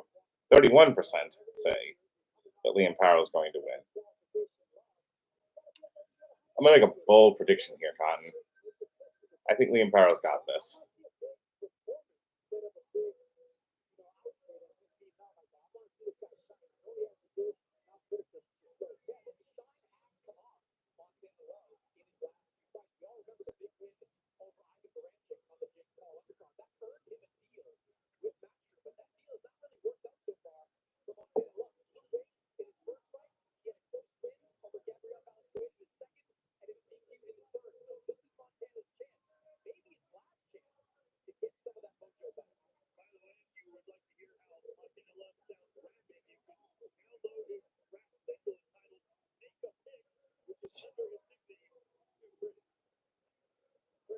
We're talking about his rap single.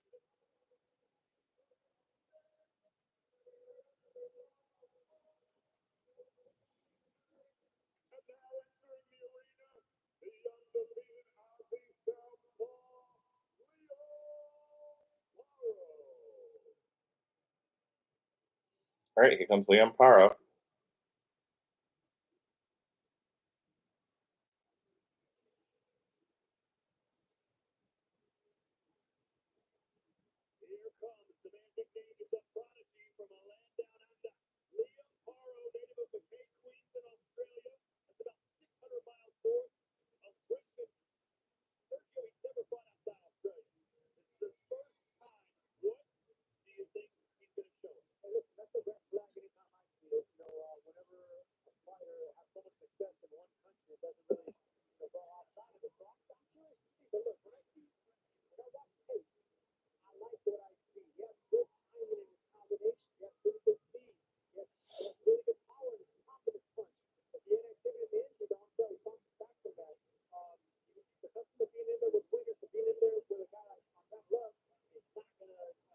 Liam Parra coming out to Enter Sandman by Metallica. I like it.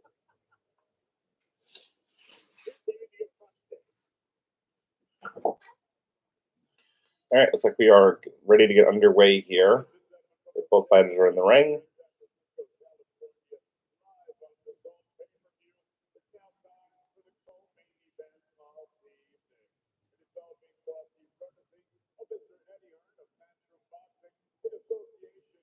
All right, if you're tuning in, I don't know if you've been with me all night, if you've disappeared last week, or even Chris Bailey. But instead, tonight, I'm just flying solo, and I'm watching the entire pay-per-view, calling all the action from you from soup to nuts, all 4 fights. We've had 2 already. We had 1 title change. Mia Yoshida beat Ebony Bridges. Then we just had Andy Cruz with a 3rd round TKO over Giovanni Strafone. And now we are in our co-main event, our 3rd of 4 fights.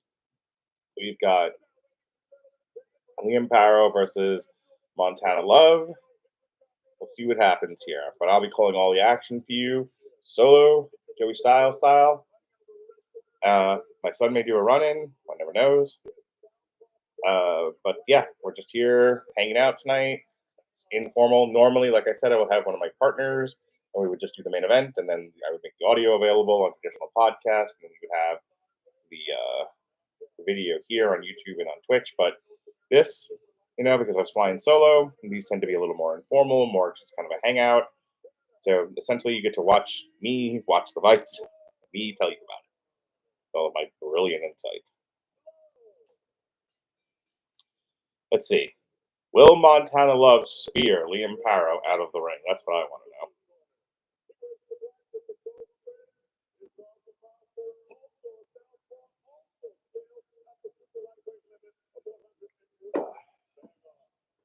If you have any questions for me, any comments, chat's open.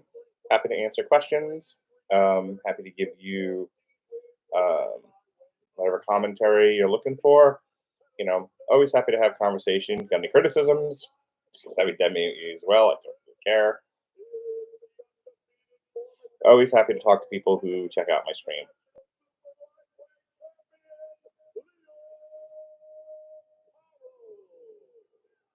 Liam Paro in the blue corner. All right, we are finally ready to actually start the fight, by God.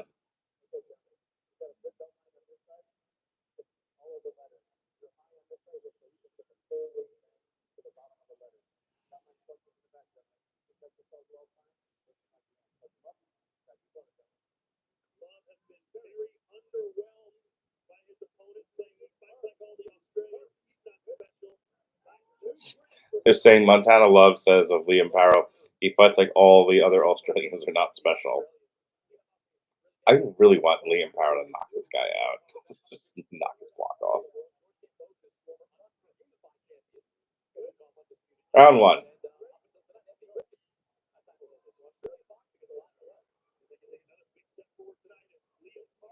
All right, Liam Paro first to get off the punch. Montana Love fires back with a right hand.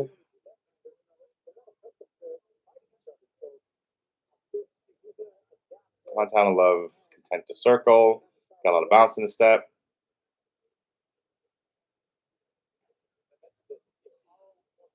Paro trying to find an angle.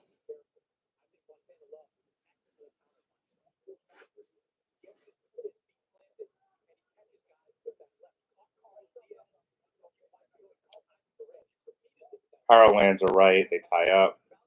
Ref breaks him up immediately. Montana Love trying to make up some distance here, not really being effective.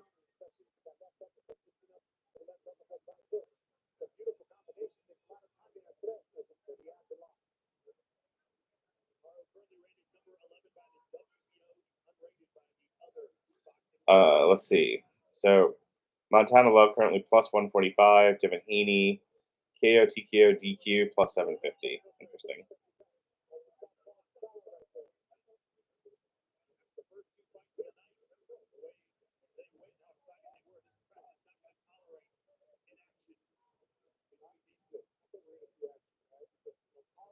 All right, pumping out those jabs. Liam Paro is do 3 or 4 in succession there. Liam Paro resting firmly behind his jab. Okay, Montana Love ties up around the waist. Got a nice underhook. For that's worth.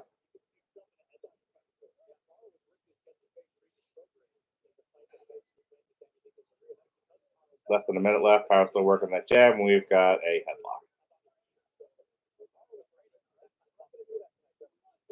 Yes, we're not going to do that tonight, gentlemen. No wrestling.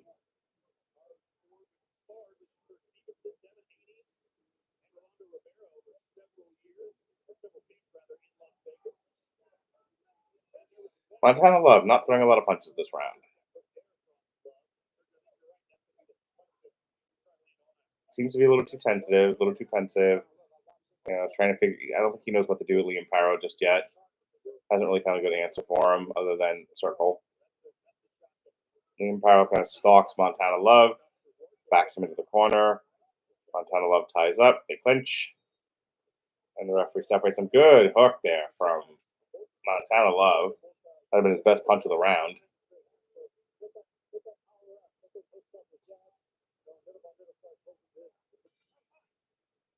Nope. Not the world's most active or exciting round, but I think I have to give that one to Liam Paro.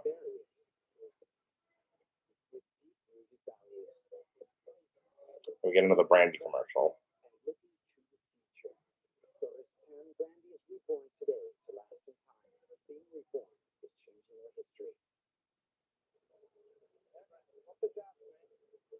Yep. They're telling him, Liam Paro's corner, telling him, keep punching that jab. My buddy Robert Winfrey is here. Thank you, Robert, for tuning in. Appreciate you. Hope your UFC coverage went well tonight. I read your comment. Just stopping briefly to say we're all counting on you. Thanks. I've seen the airplane movies too. Also, Andy Cruz is darn good. Yeah. Best performance of the night so far. So far. Appreciate you, buddy.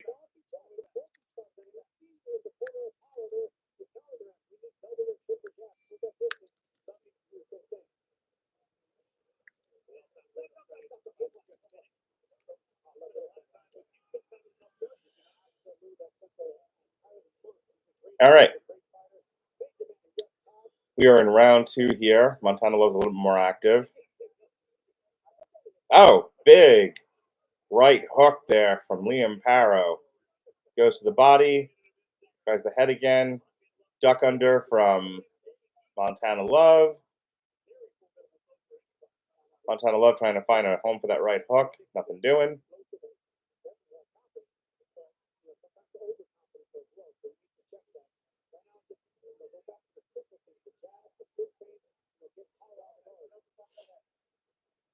Liam Paro kind of plants a right. Goes to the body. We have an attempted duck under by Montana Love. They clinch a bit. Referee breaks them up.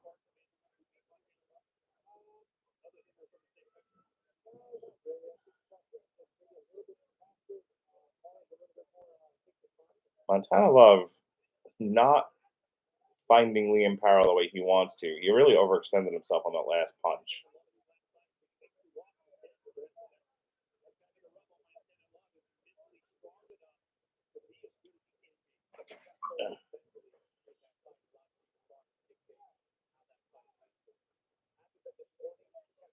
Liam Paro still pretty active in round 2. Oh, good right hand there from Montana Love. Right above the nose. Puts one on the jaw. Montana Love starting to find his target now. Okay. I like what Liam Paro is doing with these several punches in succession.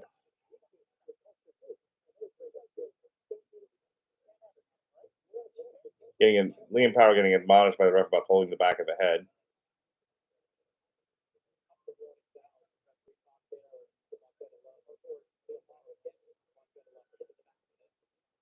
Oof. So Montana Love has Liam Paro's timing now because he just nailed him again in the nose.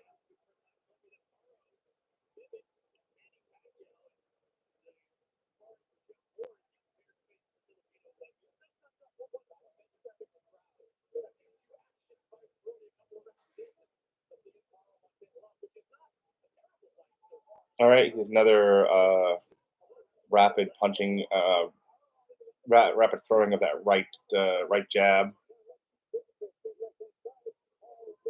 Montana Love misses with a giant uppercut. Just right out of Mike Tyson's punch out.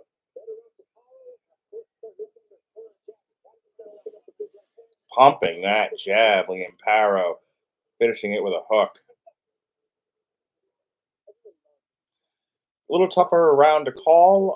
I would say it's again for Liam Paro, but Montana Love had a better showing there than he did in the first round.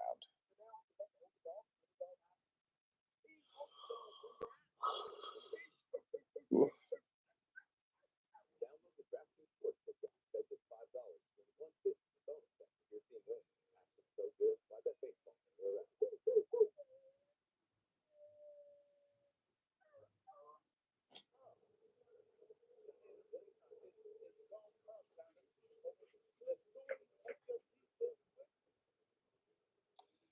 So Montana Love's corner, telling him like when you slip, take the defense with you.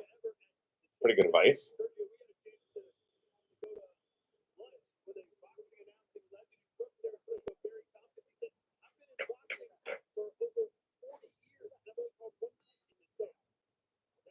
All right, Montana Love comes running out of the corner.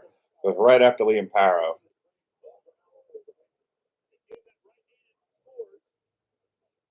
Oh. So Liam Paro hit him with a right and caught one in the nose from Montana Love.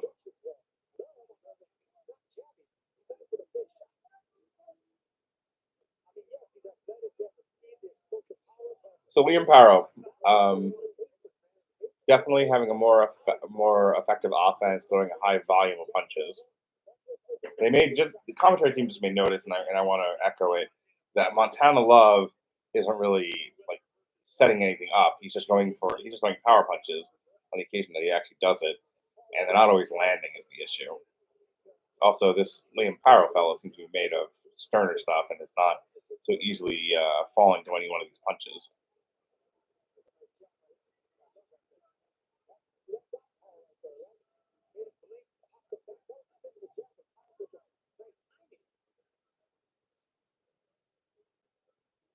Both men pawing at each other again, throwing a lot of punches, and nothing even coming close to landing.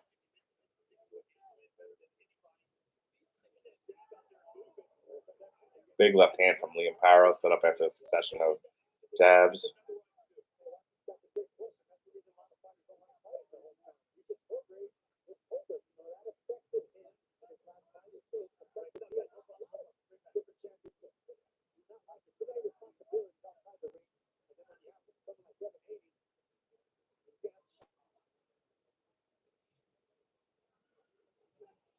All right, we are almost at a minute left of round 3.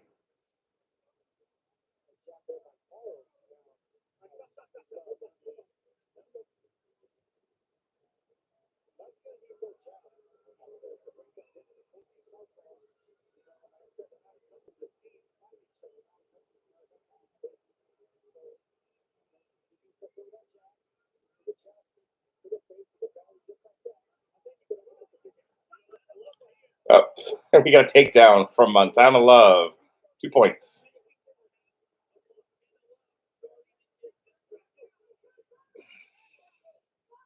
Shoot the single. Shoot the single. Actually, as I said that, he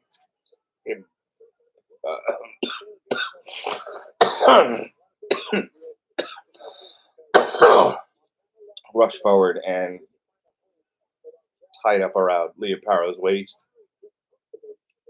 Whew.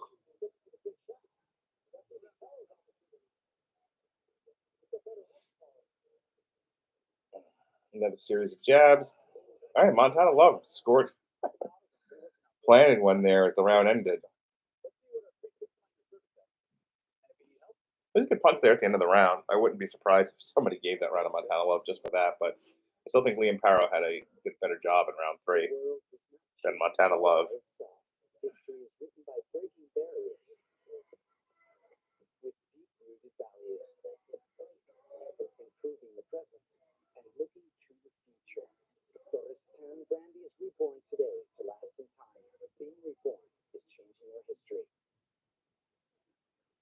We're backstage. Devin Haney's doing some shadow boxing with his coach. Regis Prograis is stretching out them hips and legs.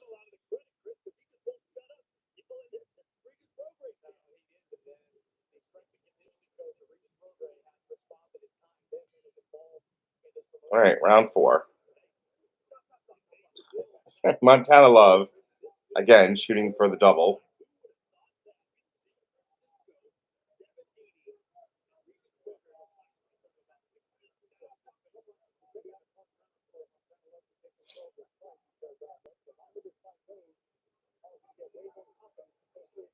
Liam Paro, not a lot of mustard behind those punches, but he is landing, I think, more than Montana Love.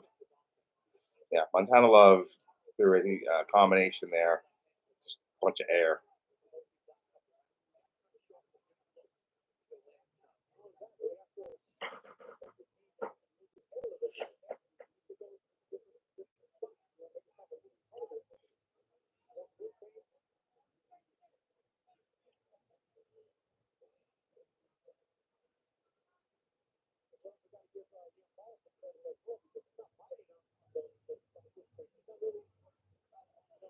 Montana Love doing a lot of fainting.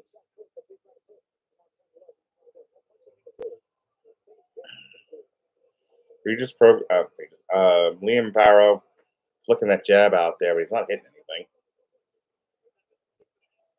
Montana Love ties him up. Look at him.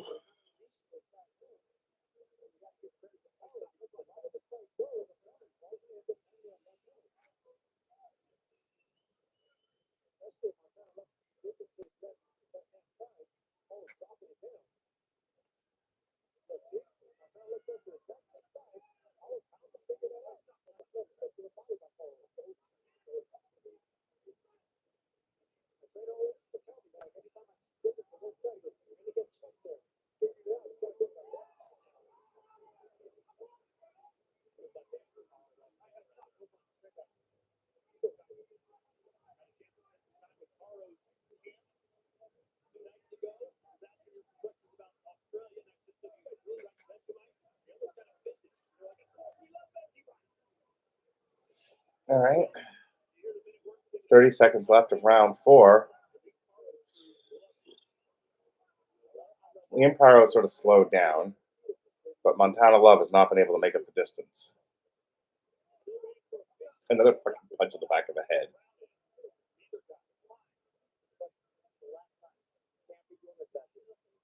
Yeah, he's been. The referee told him it happens again. We're done.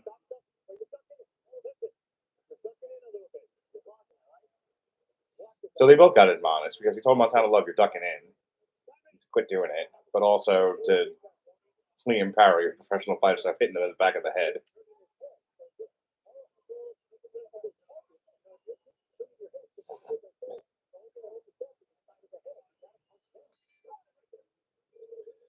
All right, round 4's in the books. Yeah, I don't know. And like either fighter in that round.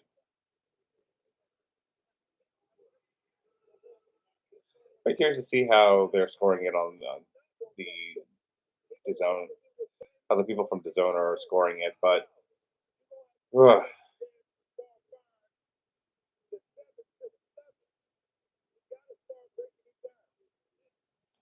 All right, so Montana Love being told by his corner, start breaking him down. I mean, it's got to hit the target in order for that to happen. And I mean, I will say this about Liam Barrow: he's slowed down the amount of volume he threw, but he also did an effective job of not letting Montana Love hit him. Round 5.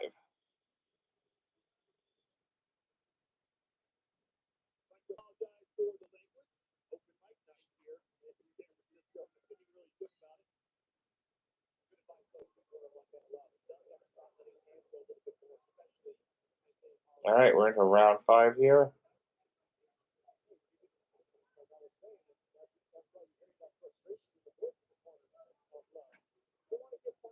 So Liam Barrow content to pump out that jab, but Montana Love sees it coming now. It's definitely telegraphed. So he sort of pops out of the way each time. Decent left hand from Barrow. Oh, Montana Love flipped one back. So 21 to 24, Power to Love in punches thrown through round 4. 138 thrown from Barrow. So what he said.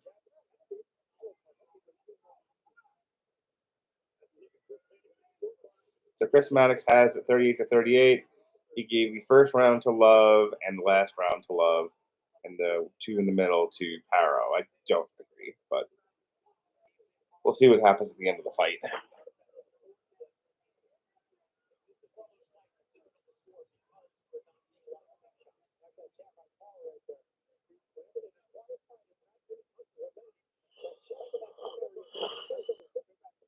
Ooh.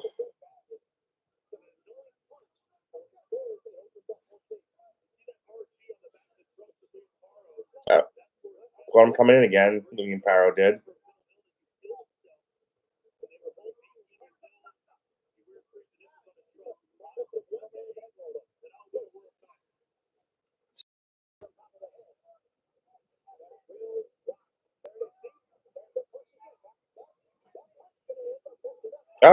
Good right hand there from Paro.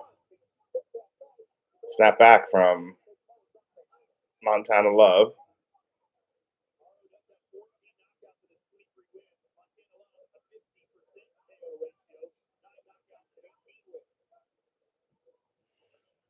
So Montana Love seems to be settling down, actually using his technique. He's not just looking for big punches. Paro goes to the body against the ropes.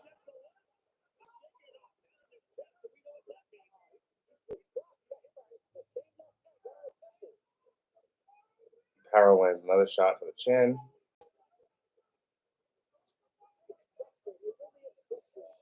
Montana Love backed up into the rope and then circled out quickly enough, but I didn't love that as a look on him.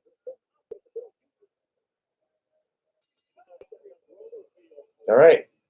Paro finished out the round with a series of punches in the corner. They weren't all effective, but they were there.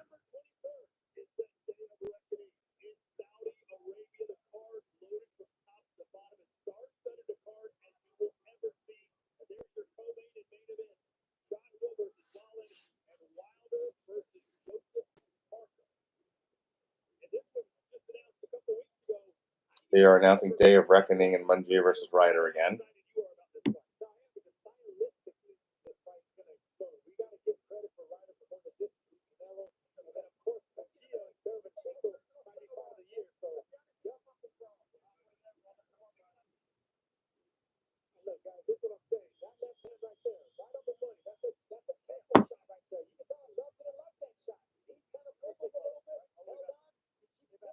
All right, we are in round 6.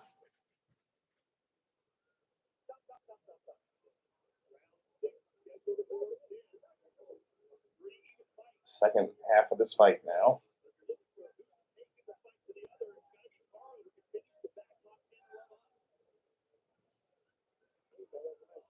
All right, Paro putting in the work now.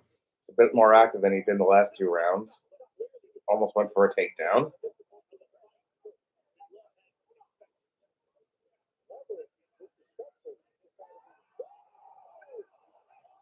And Liam Paro knocks Montana Love down. We get our first knockdown of the fight.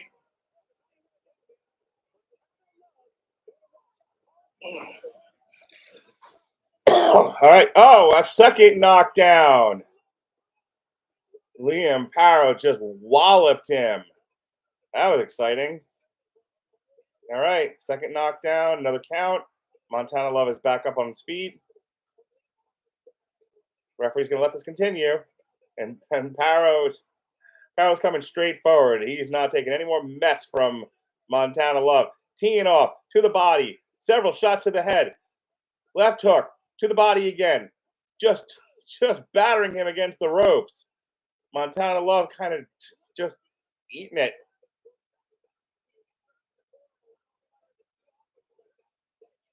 Montana Love tied him up. They sort of rest in the corner. The ref breaks him up. Liam Paro knows this guy is done. That shot looked a little bit low. As Robert Winfrey says, first guy to shoot a single is the guy that loses the fight. And just Montana Love trying to fight out of the corner there. Went for the and we're done here. Round 6. Liam Paro is your winner. Montana Love was saved by the referee as Liam Paro mollywopped him in round 6. Yeah, he really came alive. He got those 2 knockdowns, and then it was just like, I'm just not going to let up on this guy. Good for you, Liam Paro. And hey, I called it. I said, I don't think Montana Love's got it for this guy. I don't think he's gonna. I don't think he's gonna pull out the win here. And lo and behold, Liam Paro beats him in round 6. Good on you, pal.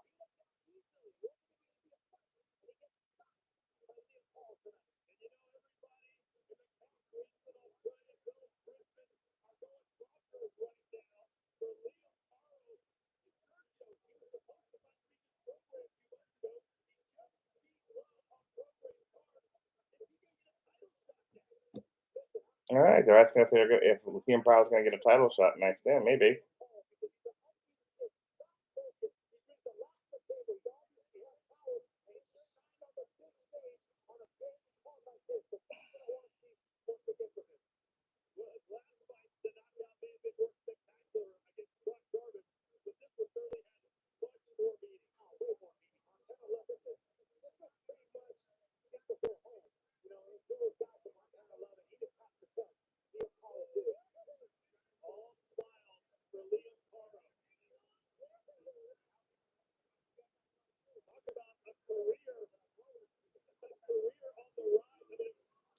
Montana Love is not arguing. I mean, he was nice about it, but Montana Love was trying to plead his case to the referee. And it's like, oh, I was slipping those punches. No, the fuck you weren't.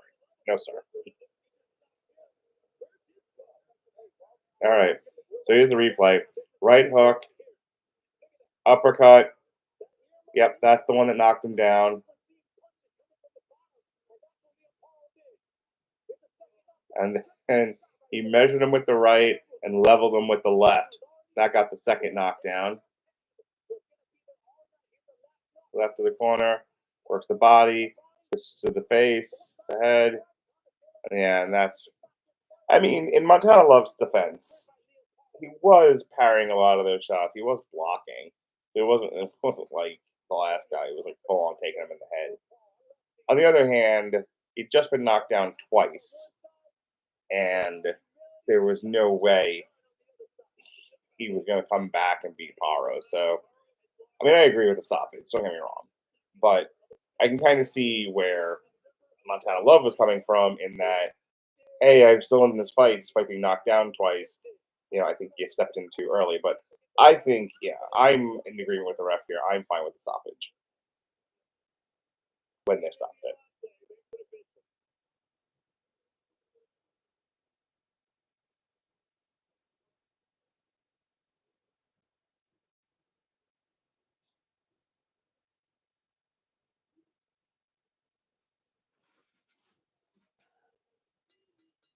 All right, we are ready for the announcement.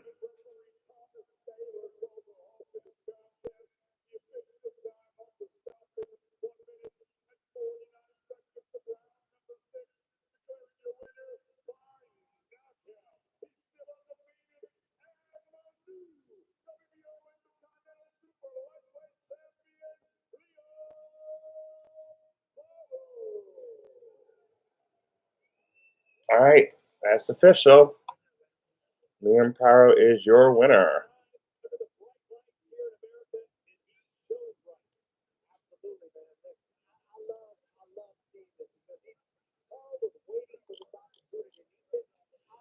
All right, 6th-round TKO for Paro.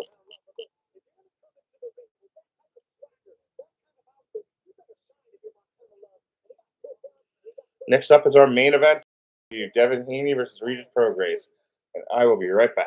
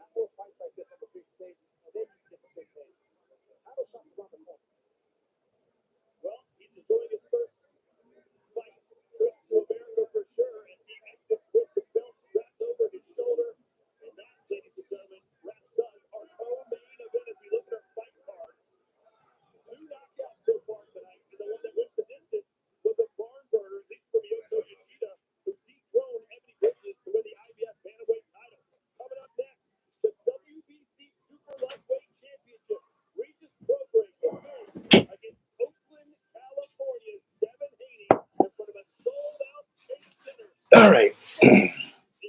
And we are back.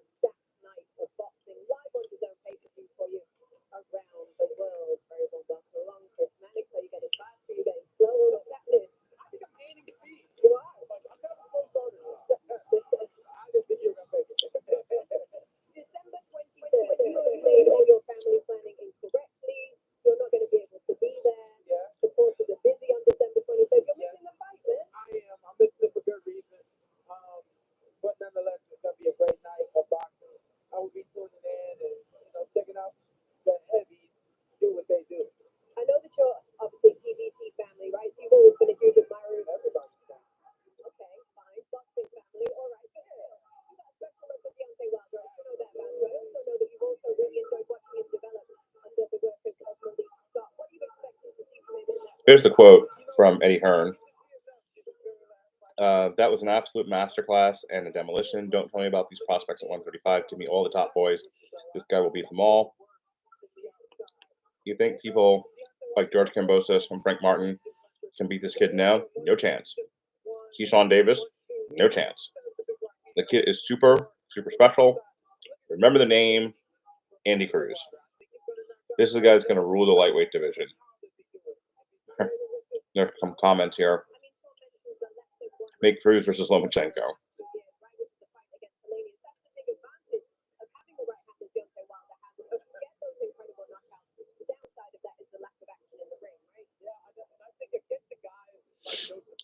There was one other comment here that was interesting. No, he's not going to be able to do that against Tank Davis. I don't think anyone's calling for him to fight Tank Davis just yet. Relax. It's a bit much.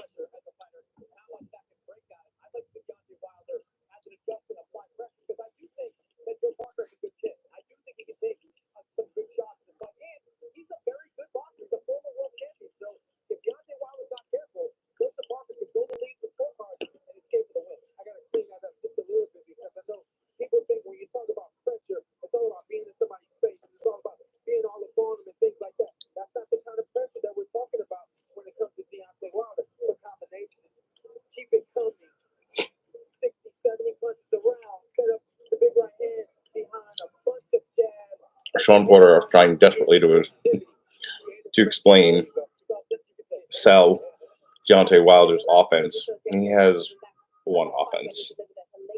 That's right here.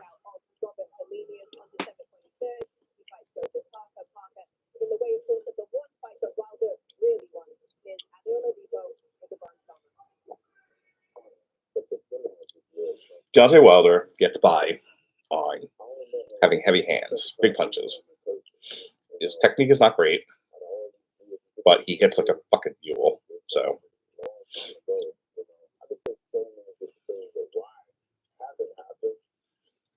do I think he'll beat Joe Parker? Yeah, pretty handily. I look for him to have a similar performance that he had to struggling there for the first bit of the fight, and then caught him, and that was the end of it.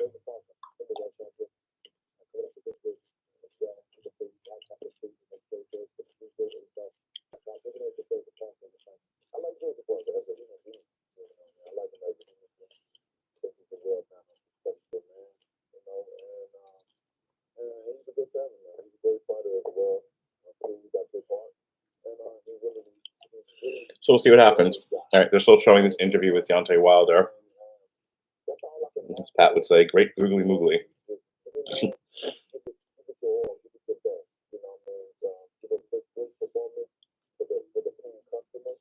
mean, all the credit in the world to Deontay Wilder. You know, he's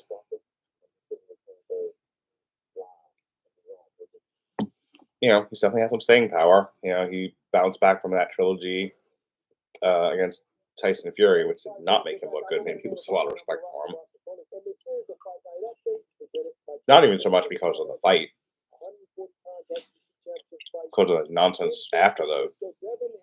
Definitely after the third one, but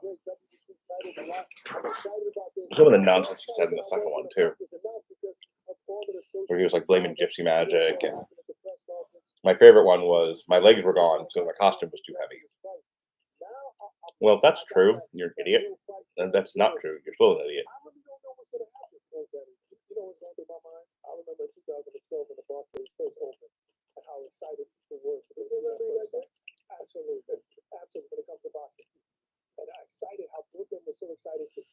So, Devin Haney, the favorite, negative 400.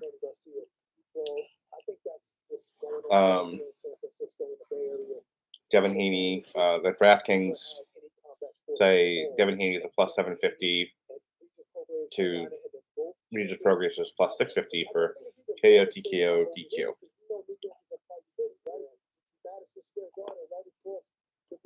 So this is not considered a fight city.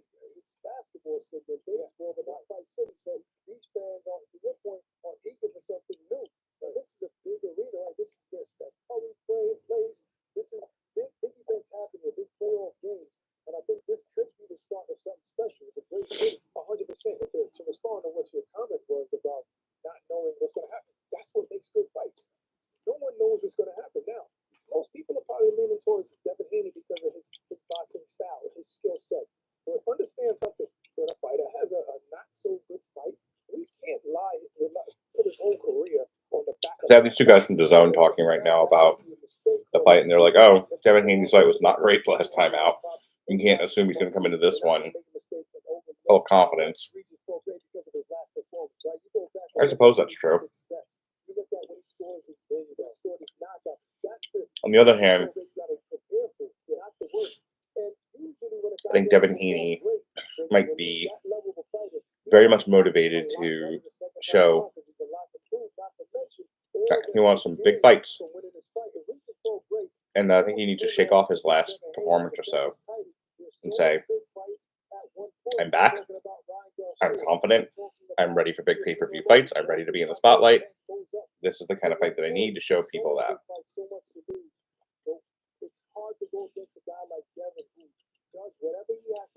So my prediction is Devin Haney wins this by unanimous decision. This place was almost sold out. Literally, I heard it was about 500-600 tickets left. If that press conference that we saw didn't sell that last 5-6, I don't know what will, because that was one of the best press conferences I've ever seen. And the fact that the blow that he had to say barely anything. I don't watch press conferences. I don't care enough.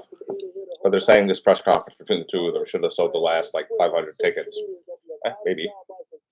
From that press conference, and that's what we need to sell fights. The arena is almost sold out, right? This is a pay-per-view showdown on the zone.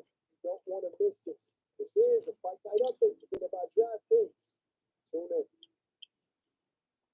All right. And there's your Draft Picks infomercial. We are coming to you live from the Chase Center's Boxing Mixer Stadium in the home of the Golden State Warriors. San Francisco in the boxing city. A sellout crowd of over 16,000 tells you different tonight.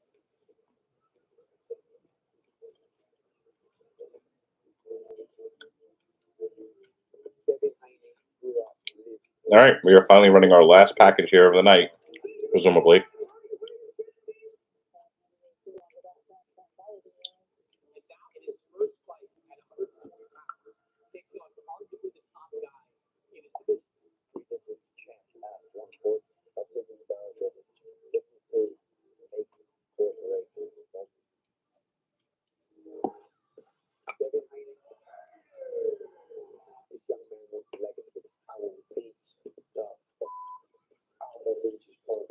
All right, while we're waiting for these people to get their act together,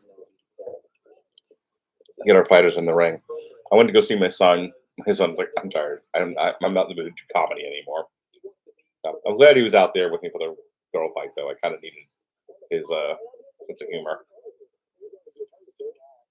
But seeing as we're after like the last actual boxing match of the night, Here are some quick plugs. Here's what we got going on the Radulich and Broadcasting Network this week. Monday night, we'll be doing Damn You Hollywood. We're looking at Ridley Scott's Napoleon, which is not getting great reviews. Tuesday, the last Metal Hammer of Jukebox for the year. We'll be looking at Tarja Turunen, Dark Christmas. Thursday, I'll be reviewing Home Alone, the Home Alone trilogy with Sean Comer.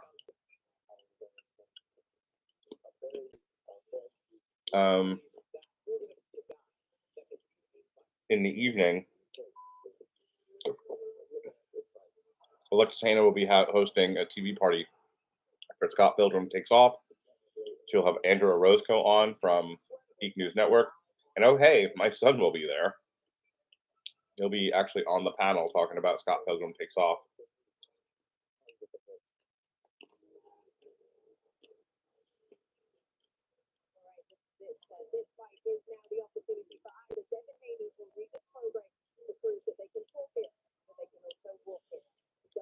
So that's what's coming up this week. This past week, we had a Damn You Hollywood for Godzilla -1. I was on Jesse's show. We talked about Not All Robots by Mark Russell.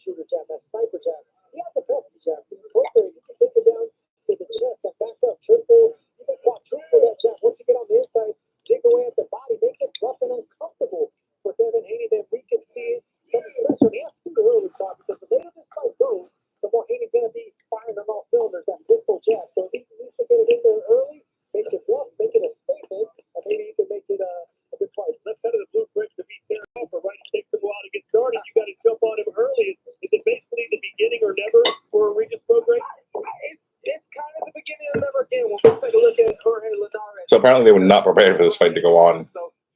They're still monkeying around, killing time.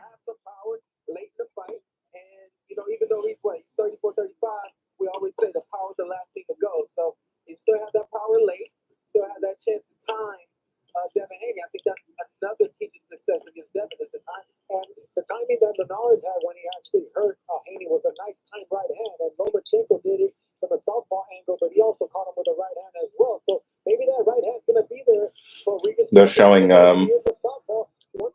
some replays from the Lomachenko fight now. Look, this is Devin Haney did so well in a very tight fight against Loma. This could have gone either way, but I think the factor that actually changed was the body shot.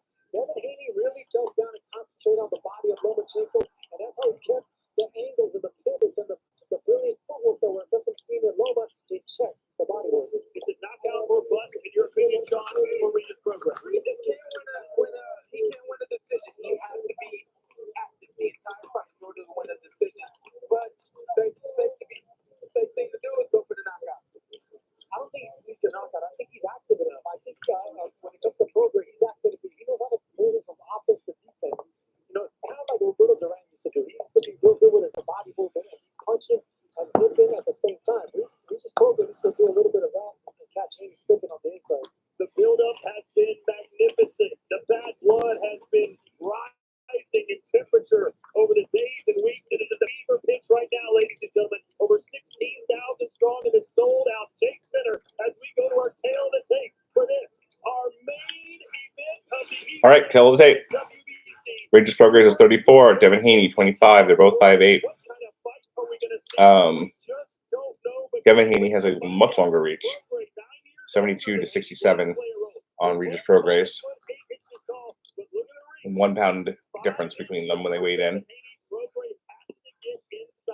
29-1, 24 KOs for Regis Prograis. 30-0, 15 KOs for Devin Haney. And this is for your WBA super lightweight title.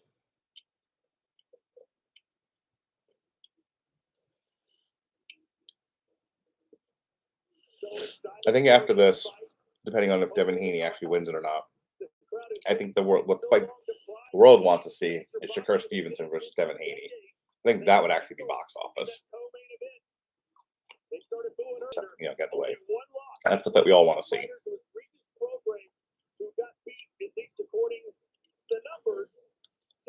A lot of people felt he was hard done in that fight. As Chris Mannix now joined us ringside, I just asked Showtime Sean this question: is it knockout or bust for Prograis to win this fight?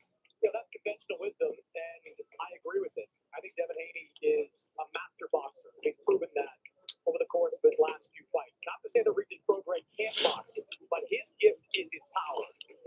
One of the things commentary team just said, which I completely agree with, is that if Regis Prograis has any shot of winning this fight, it's got to be by knockout. Yeah, I think that a decision favors Devin Haney. A knockout clearly. It's possible. I don't think it's likely, but like I said, I think Devin Haney handily wins this by unanimous decision. But we'll see momentarily. Curious to see what style Devin Haney comes out with. 140 pounds. You saw during fight week. His father said, "We're going to knock you out." I don't think he wants to get you a slugfest and reach Prograis, but Devin Haney, a full 140 pounds, he's going to be a stronger fighter. And you know this crowd will be encouraging him to do just that as we go into the ring. And David Diamante. All right, the bell rings, and we are ready to bring these cats to the ring.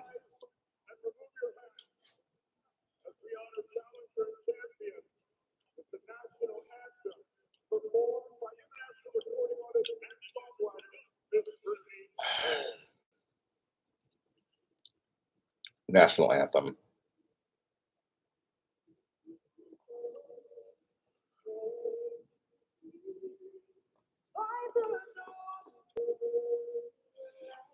They are not going to be happening until it's 11 o'clock at night.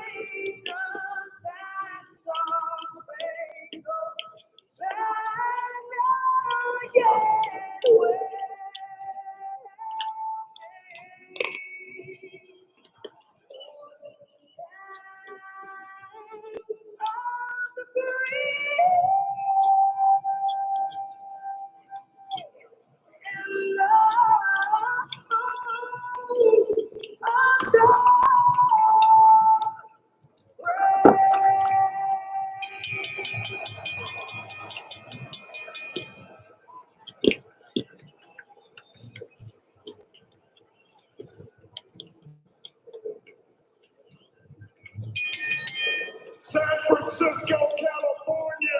This is the moment of truth. Is it? There's no turning back. Set to make his ring walk from the Bay Area tonight. He is the challenger.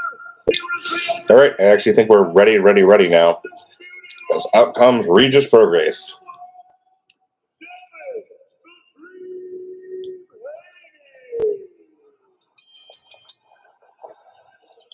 I take that back. Devin Haney. Wow, Devin Haney's out first. I would have thought he'd be the ace out of this tonight, or at the very least, out second.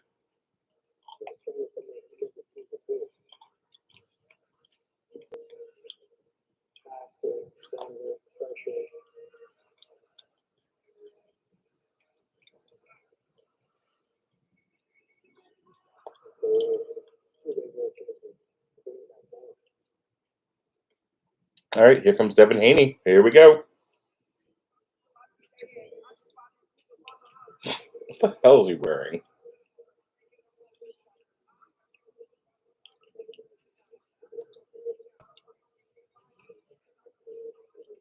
So Devin Haney is wearing a jacket that looks more like a light, it's like a life preserver. I think it's so puffy. And his shorts. My personal favorite, like, silly boxing shorts were the ones Floyd Mayweather wore at WrestleMania. They were entirely made of fur. That was fun. Devin Haney's shorts have like these like ribbons in the front. Like he looks like a mummy that's unraveling.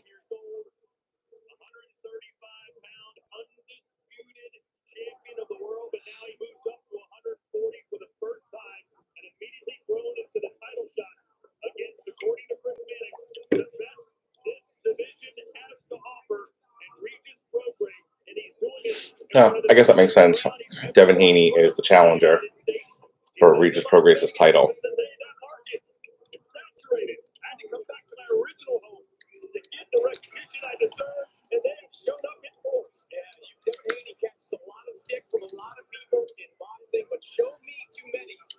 With better resumes than Devin Haney, fights for Linares.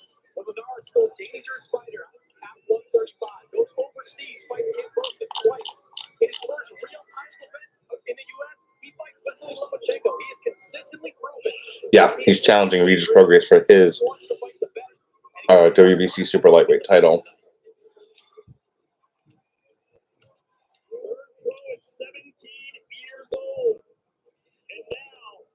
One of the biggest fights in his life as he continues to put on weight and hopefully put on titles as well.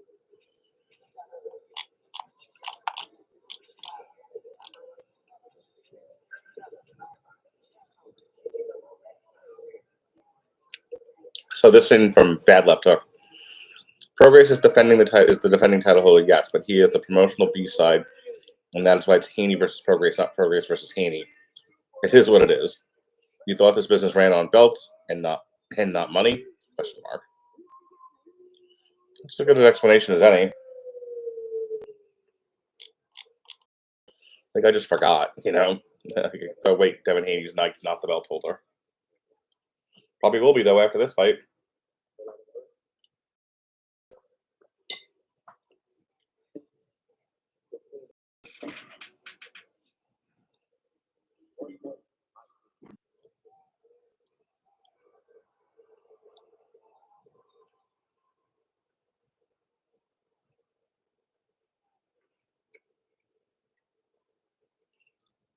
Regis Prograis coming out in a fabulous headdress. Well, Sergio, he's bringing that voodoo to the ring tonight, it looks like. The voodoo. Down south, man. That's a scary outfit right there. If Devin Haney has things one way, Regis Prograis has had them a very different way. Didn't start boxing. All right. When he was 17 years old. Regis Prograis making his way to the ring. We should be ready to start momentarily. Out in the boxing wilderness without a major promoter for major stretches during his career. The one loss he has was as close a defeat as you can possibly get. A majority decision loss to Josh Taylor, where the difference of one round on one judge's scorecard would have kept him undefeated. He has been waiting for 5 years for this type of opportunity, and this is as motivated and focused as I've ever seen Regis Prograis before a fight.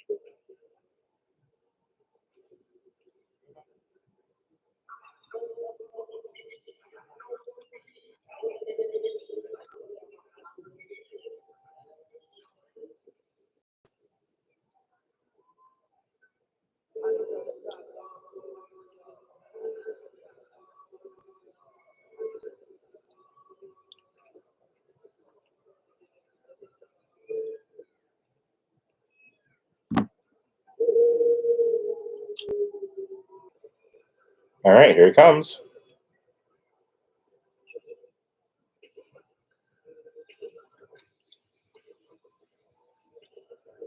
Big entrance for the champ. Get smoke and everything. Champion of the world, Regis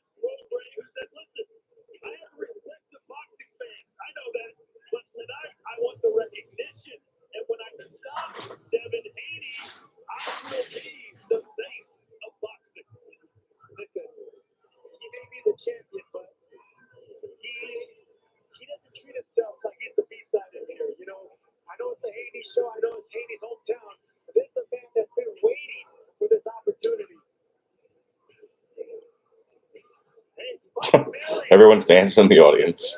He's here to see a boxing match. Chris Flores, Regis Prograis described it to you. Said he's here to have a boxing match. I'm here to have a fight. Yeah, there's no confusing the strategies of these two fighters. Devin Haney is looking to put on a clinical fight. He may talk about going for knockouts, but he is a tactician at heart. Regis Prograis is a fighter. He's a fighter with a big left hand behind him. If this fight goes Regis Prograis' way, it means that left hand is going to find a home run. Prograis more than a fighter. He's an old school throwback fighter. And yeah, man, these type of styles and mentality that give issues to polished and snipers like Devin Haney.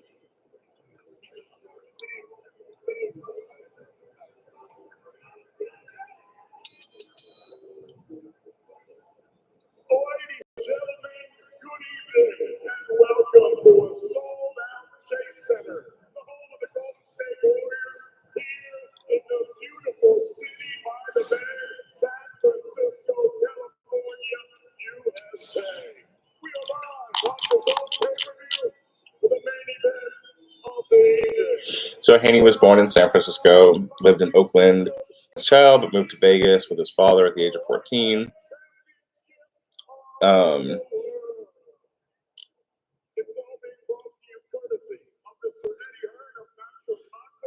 Which at least would explain somewhat why this is allegedly a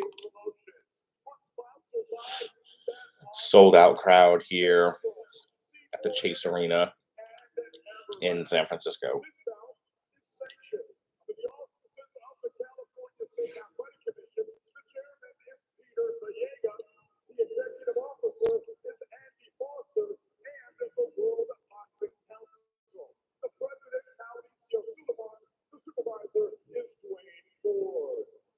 Introducing your three judges scoring this world title contest from ringside. From California, Ray Donesco. From Florida, Mike Ross. And from Texas, Fernando Villarreal. And the sound of the announce your third man in the ring from California, referee Sid. The time has come. Has it?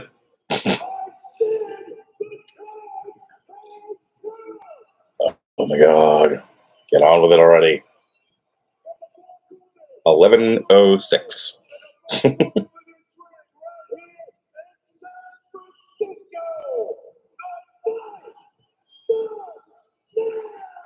Does it? Because you're still yapping in the ring.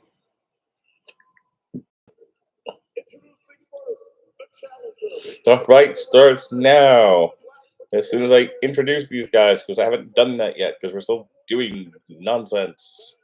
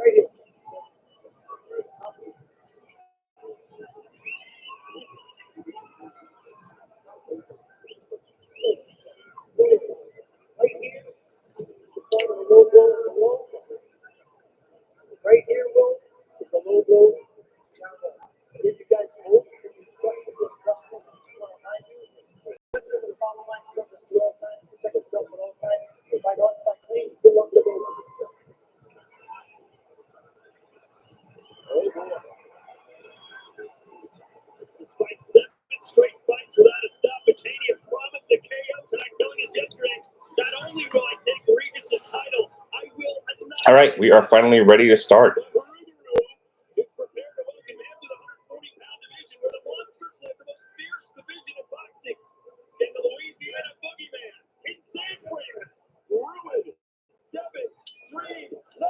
Here we go. Round one. Devin Haney, Regis Prograis.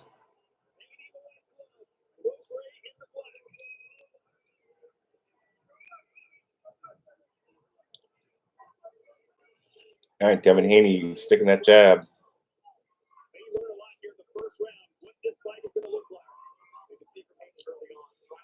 Now Regis Prograis looking his jab out there. Goes to the body. Devin Haney pops back.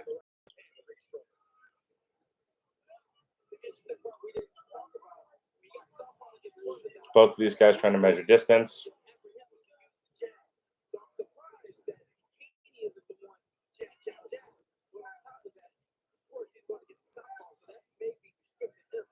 Devin Haney is a little tentative in there, a little stiff. Regis Prograis seems pretty loose and cool.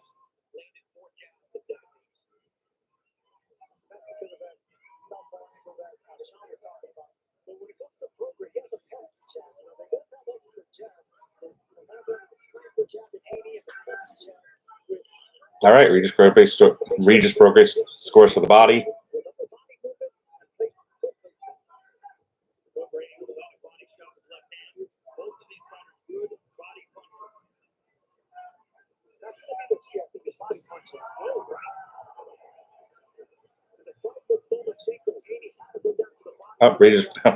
Devin Haney tried to throw a power shot to the head.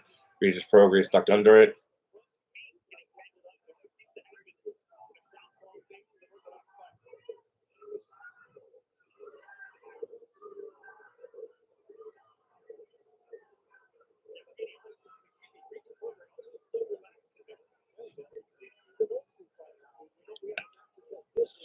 Devin Haney tries to come forward with the right hook. Prograis ducks under it. Prograis goes to the body. Devin Haney tries to counter with a big shot to the head.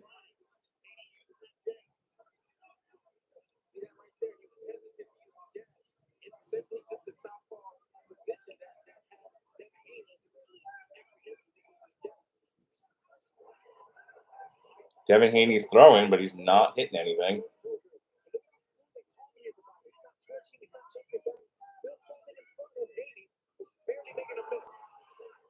Devin Haney jams a right into Prograis' face.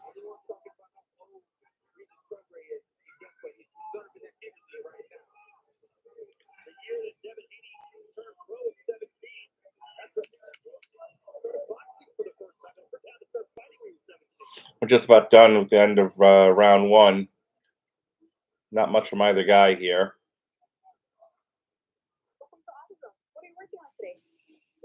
Tough one to call, I think. Devin Haney had that one decent punch. I think Prograis was more active. I think he threw more. Not entirely sure if he landed more. He definitely threw more. I'd be curious to see what the coffee box stats are.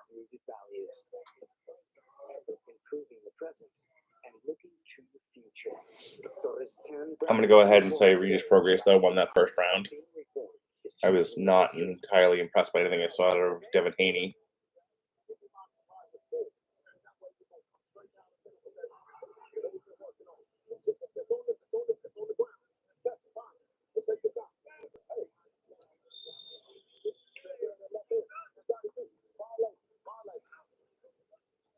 All right, round two.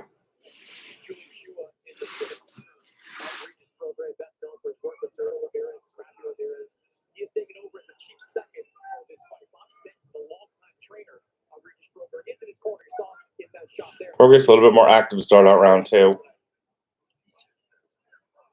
Devin Haney slides in, catches two to the body.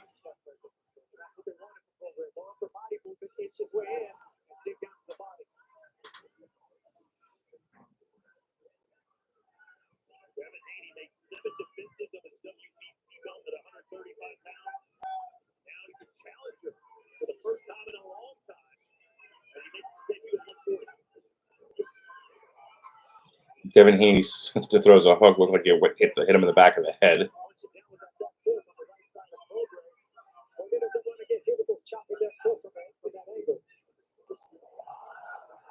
All right, Prograis slid in there, kind of grabbed at the head, landed 2. Crowd reacted to that big time.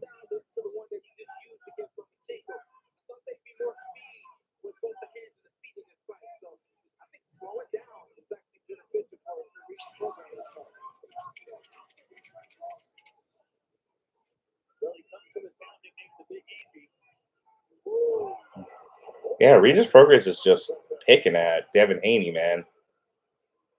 Devin Haney doesn't have a whole lot for Regis this second round.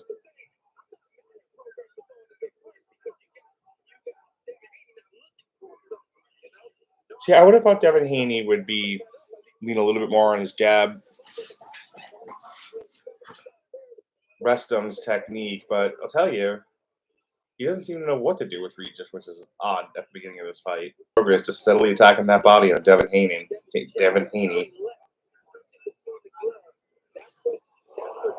Uppercut from Devin Haney. Nothing behind it, though. No follow-up.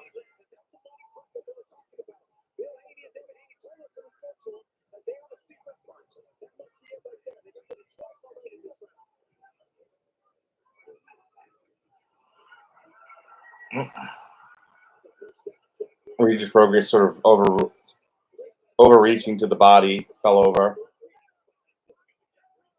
Devin Haney admonished for pushing him down.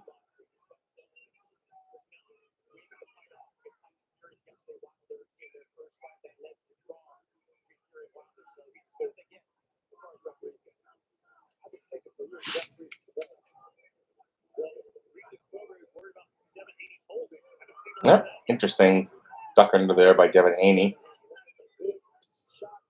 That's the end of the round. Definitely another round for Regis Prograis, I feel. As much as I said I think Devin Haney's going to pull this out and win, so far he's not showing me much.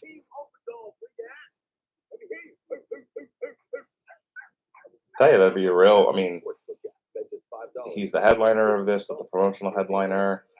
He's moving up in weight, going for a title immediately. Matchroom has a lot riding on Devin Haney. Not right. At the moment, it's not looking well earned.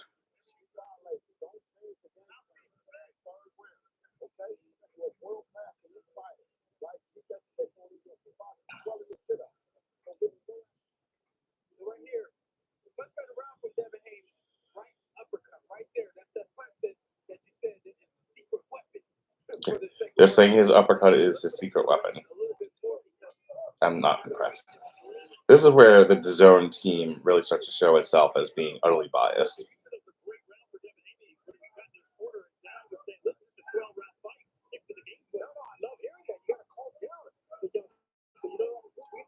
Lots of movement from Devin Haney. He's really utilizing that ring, circling.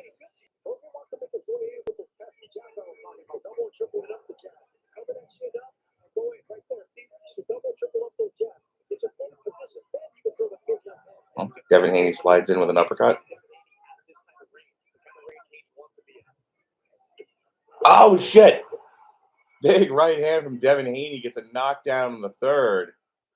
Well done.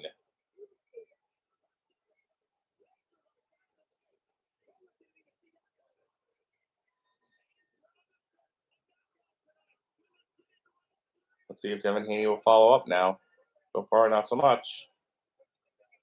Kind of ran to meet Regis and then stood there and looked at him. Regis is pissed, as he should be. Was not expecting a knockdown in the third round.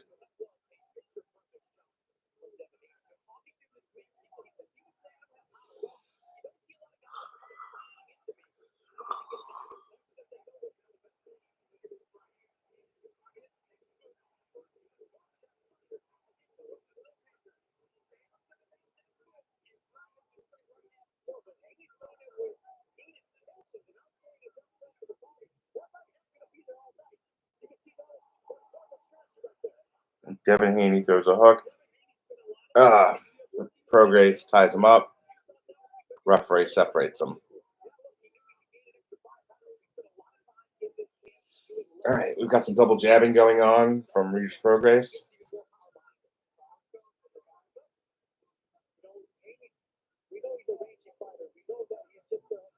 Prograis is a little more tentative now after being knocked out, which, you know, is obvious.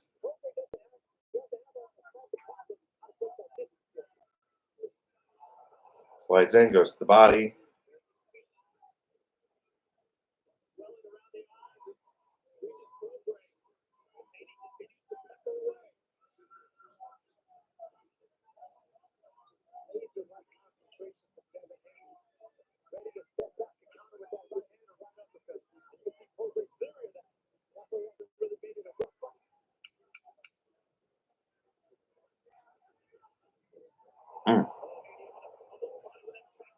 Counter right hook there, left hook there from Devin Haney.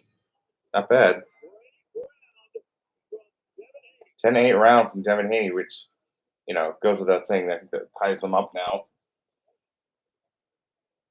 My problem with that knockdown is I wish Devin Haney had followed up, and, you know, we saw it with like Andy Cruz, and we saw it with the Amparo. You know, you have the advantage, you have the knockdown. You don't have to go roadhouse on the guy, but it's probably best to take advantage of it, you know, while they're still a little bit shook. And once you have your button pushed in, then that'd be easy pickings. And he kind of content to keep playing the long game here. It's like, wait, you might have had him there for a minute, though. But he's just a little bit more aggressive.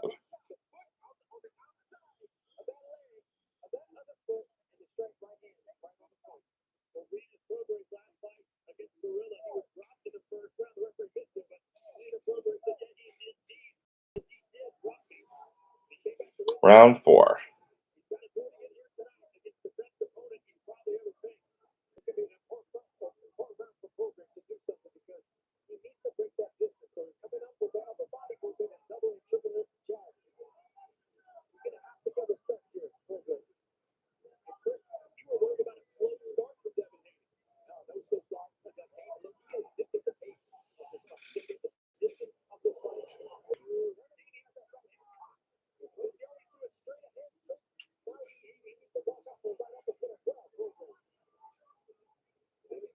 Prograis is throwing a decent amount, but Devin Haney is fighting off that back foot with a plum.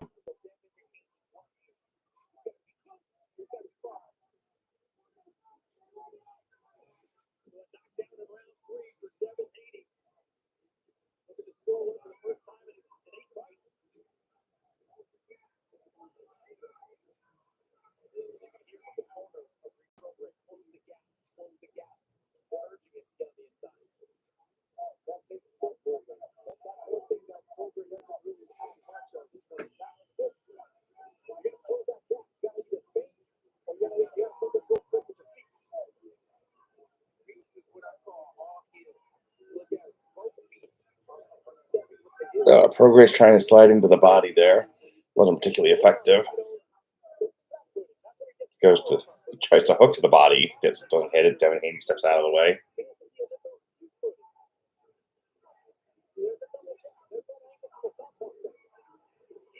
I think Devin Haney is waiting for Prograis just to drop his guard.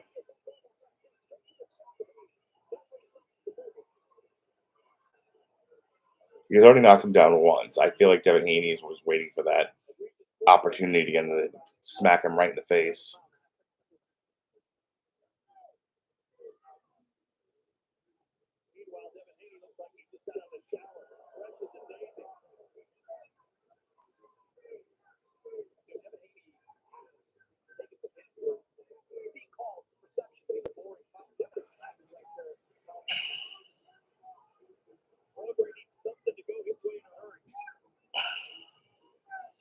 Prograis looks frustrated in there. He's not quite sure what to do with Devin Haney. Devin Haney scores big with a hook. Prograis is able to walk through it, but it's definitely shook up. One last shot to the body. Yeah, big round for Devin Haney, for sure.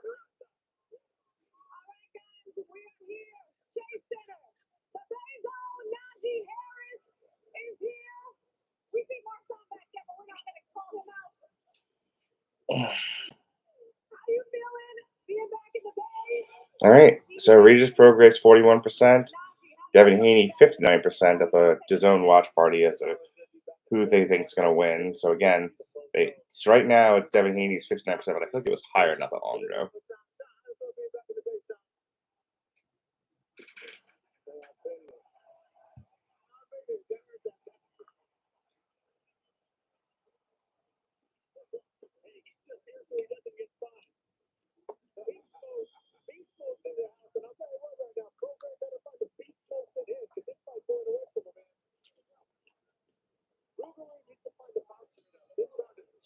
All right, round 5. We're almost to the halfway point.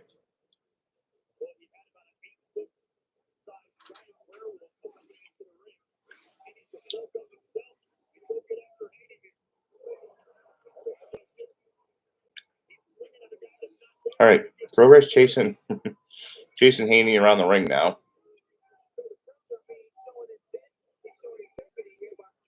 Devin Haney is totally trying to bait Regis Prograis.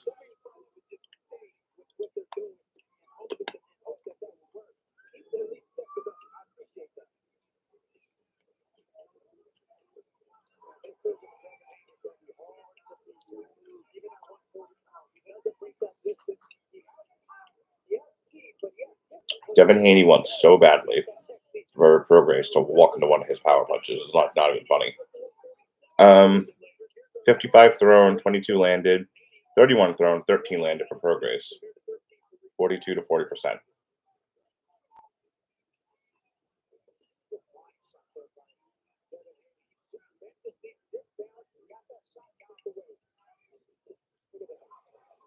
Haney goes to the body. Big hook.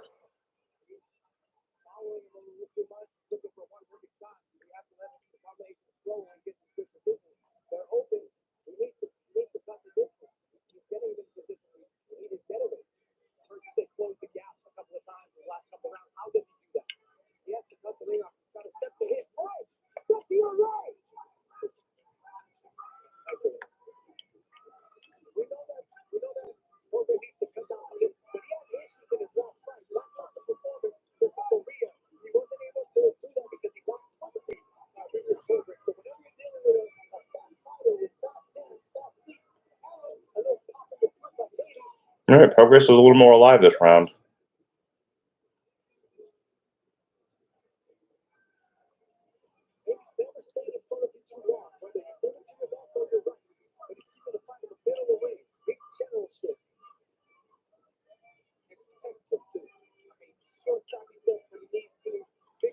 Devin Haney way too inactive in round 5. Again, he had the knockdown, he had the advantage.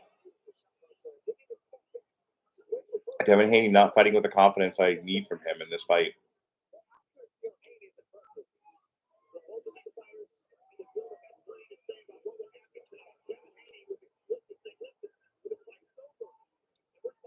Haney looks like he just landed one on the chin.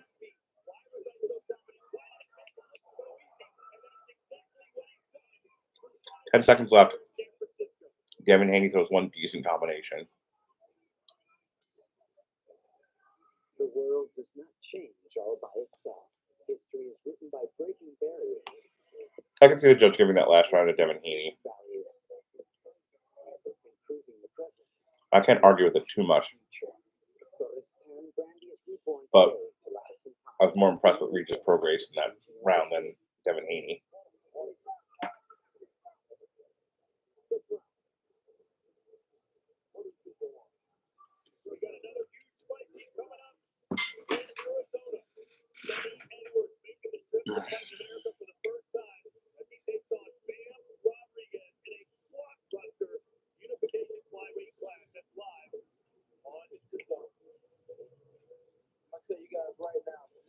All right, in the replay, yep, good right hand lands. Grazing left hook from Devin Haney.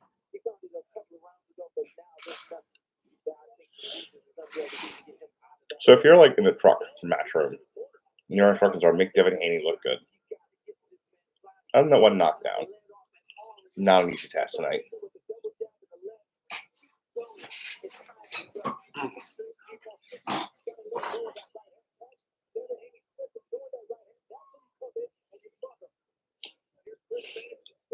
Chris Maddox's scorecard has given every single round to Devin Haney. The fuck out of here.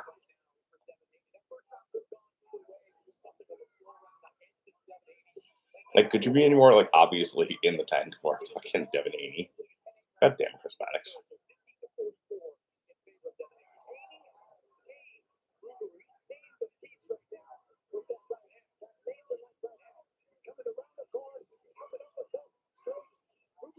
Well, I said it before.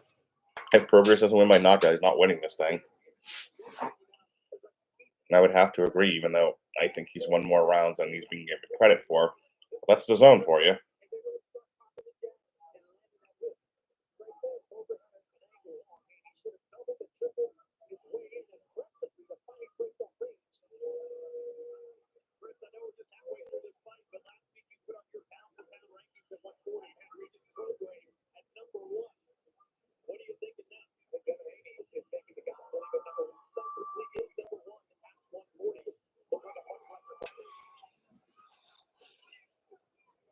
All right, good hook to the body there from Devin Haney.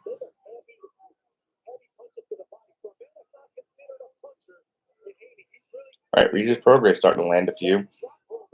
He had a couple of good jabs there.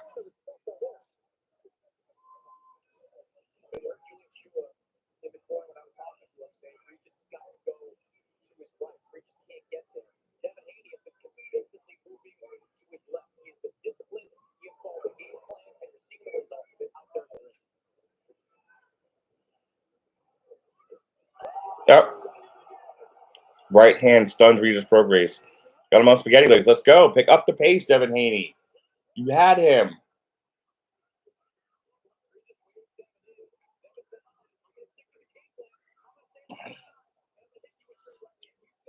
Regis attacks the body. Devin Haney begs off.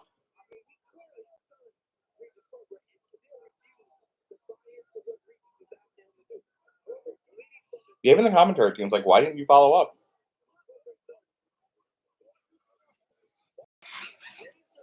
Like, I get the argument for Devin Haney is fighting discipline, but I don't know. Left hand scores for Devin Haney. See, like this round, big round for Devin Haney. There's no argument. Yeah. Devin Haney taunting Regis Prograis. So if you're turning in, Chris Mannix has given every single round to Devin Haney, which I do not agree with. I think it's closer than that. There was a knockdown in the third round. This last round, Devin Haney landed a right, which stunned Prograis, put him on spaghetti legs for a little bit, but ultimately didn't knock him down. So that's where we are right now with this fight.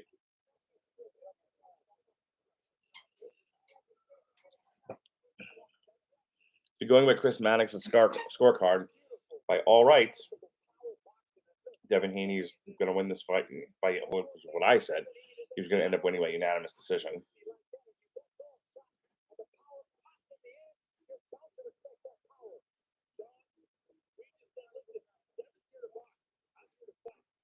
Round 7.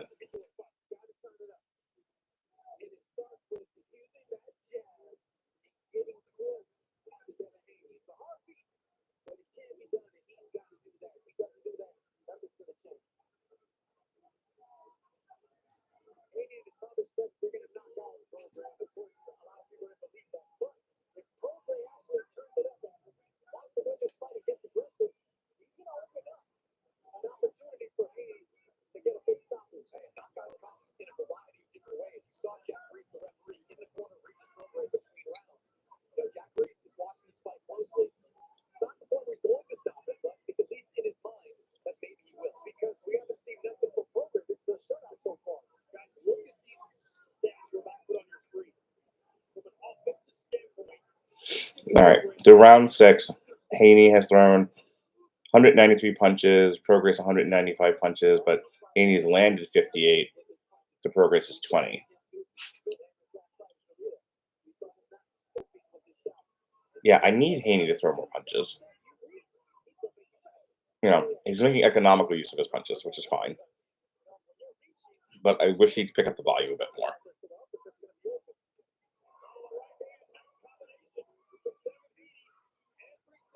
Devin Haney scores with the right.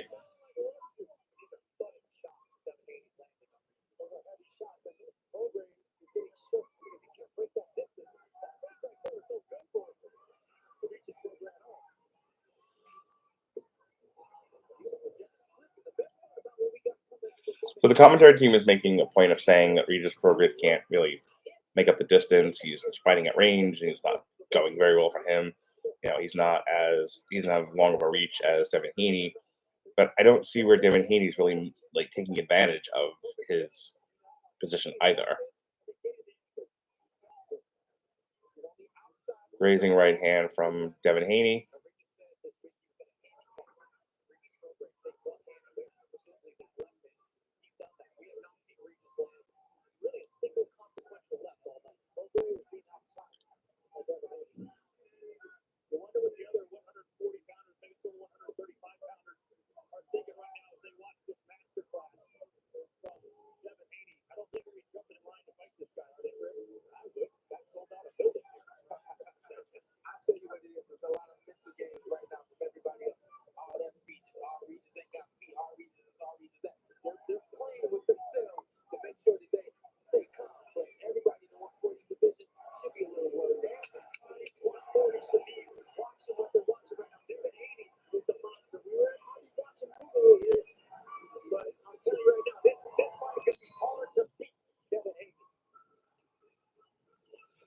All right, round 7, and I got to give that one to Devin Haney.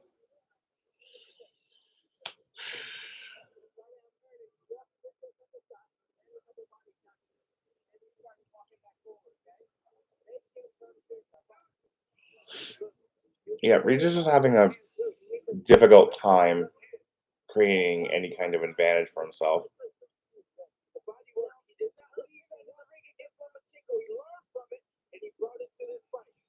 All right, in the replay, we see a good left hook to the body from Devin Haney.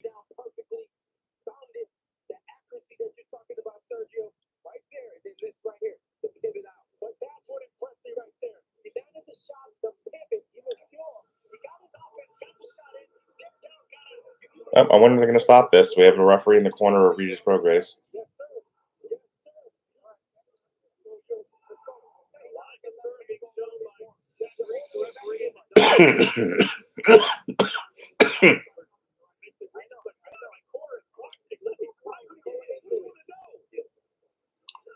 I think they just had the doctor check on Regis Prograis.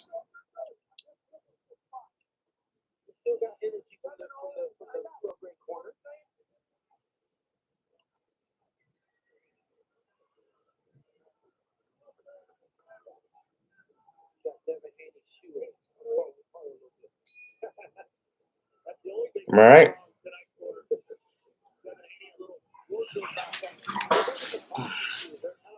We're back, round 8.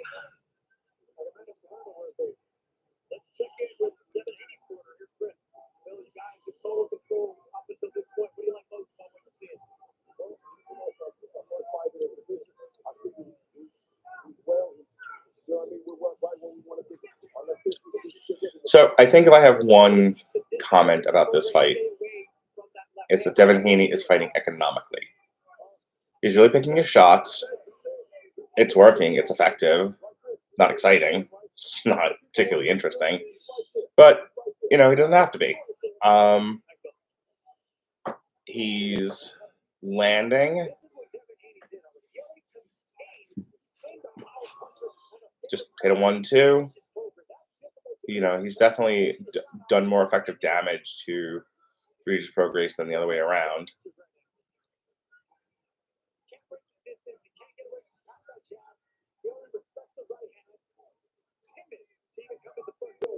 Kind of reminds me of, it's not quite as bad, but it reminds me of Anthony Joshua versus Andy Ruiz.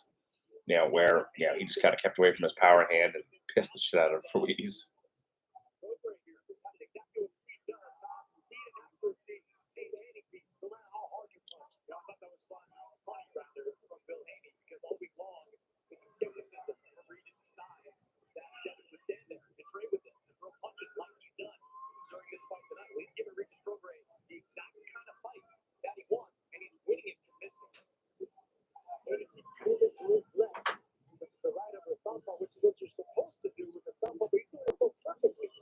All right, Regis trying to wade in, make something happen for himself. Devin Haney looks like he put one behind the ear. Oh, good shot there from Devin Haney. Wish the camera work had been better, but it was a good shot.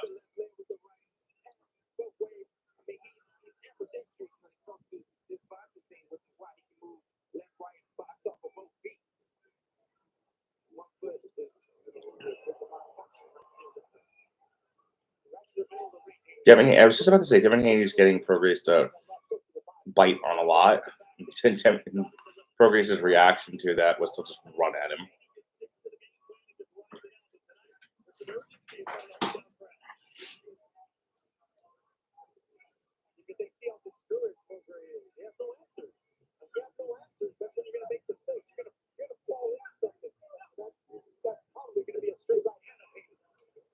Devin Haney getting those. He's working that jab. It's effective for him.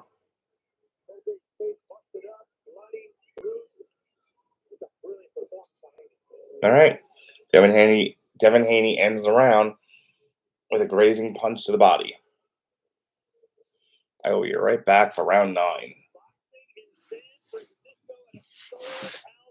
And they are witnessing the hometown boy doing really, really well. A dominating performance. As we count down the days to Christmas. Can't wait to see what you got me, Sergio.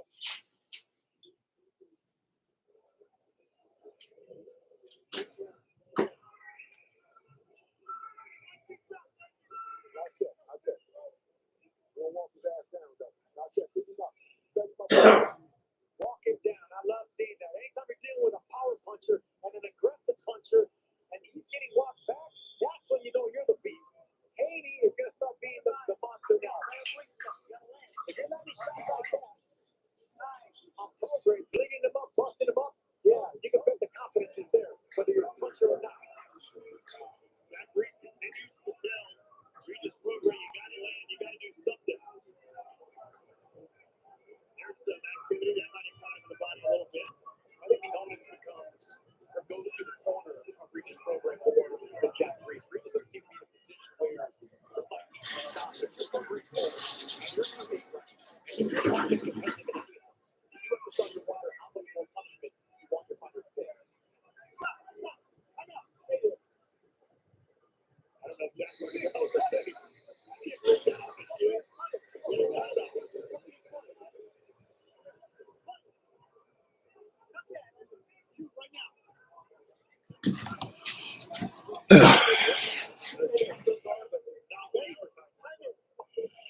All right, we are ready to start round 9. Everything's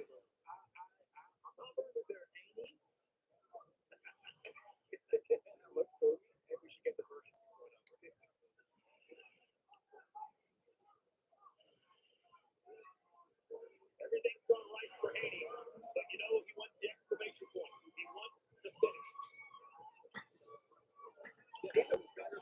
All right, Prograis is picking up the pace a little bit. At least he's trying to. But Devin Haney has not lost a step. Still got plenty of endurance in him. Still light on his feet. Still making it difficult for Prograis to hit him.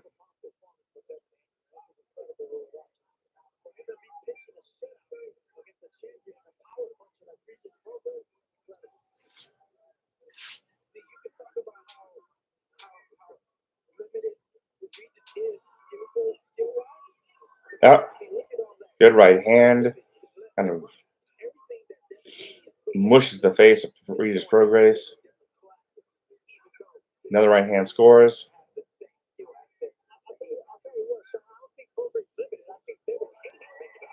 Oh, good clean right hook there from Devin Haney. Prograis really lost his footing there for a moment, but good on him. He stayed up.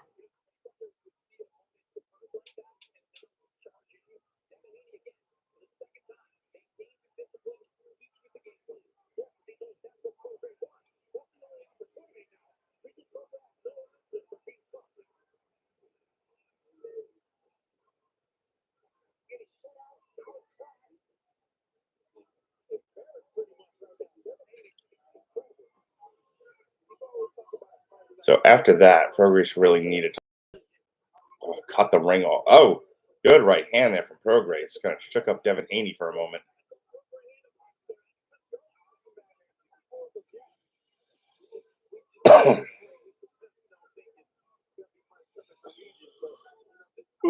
Devin Haney wisely staying away from Prograis' power hand.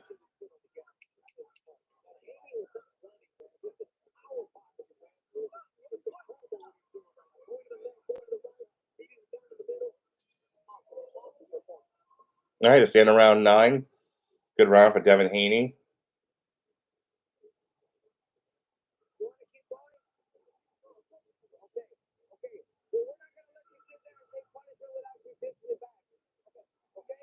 So Regis Prograis' corner was admonishing him.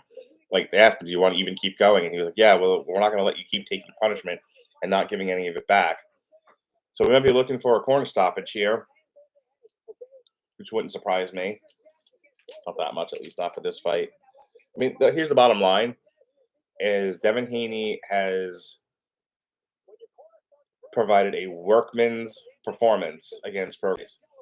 He's scoring decent hits. He's had he's had the one knockdown already. He's almost had 1 or 2 more. So you can't take this one away from Devin Haney. I do think he's winning the fight on points. To the point that Regis Prograis' corner was making, like, if you're not going to pick up the volume, if you're not going to fight, then we're going to stop the fight because we're not going to have you in there just taking punches. And considering any one of those, so Chris Mannix has one-way traffic, 90 to 80, which, okay. I don't know what to say about that. I wouldn't give it every single round to Devin Haney. I think that's ridiculous. But he's, especially in these later rounds, he's definitely won more than he's lost.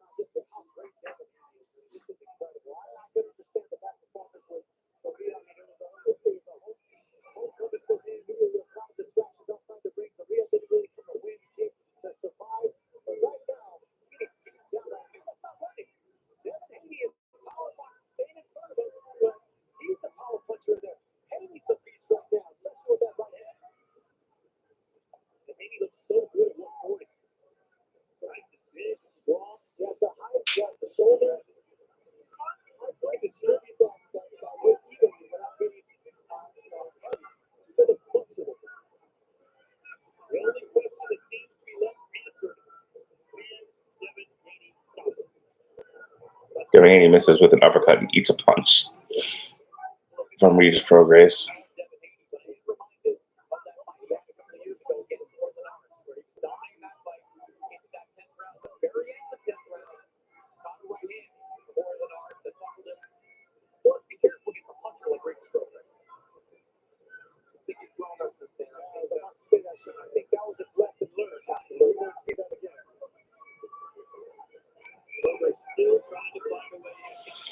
So, regardless of whether or not you believe Chris Mannix, the fact of the matter is, Prograis has not won enough rounds to win this fight. He's not going to in rounds 10, 11, and 12. So he really needs to knock Devin Haney out. Considering his corner's already telling him, like, warning him they're going to stop the fight, like, I mean, maybe there's not a whole lot he can do in there with a guy with a skill like Devin Haney in terms of, like, footwork. But I don't know.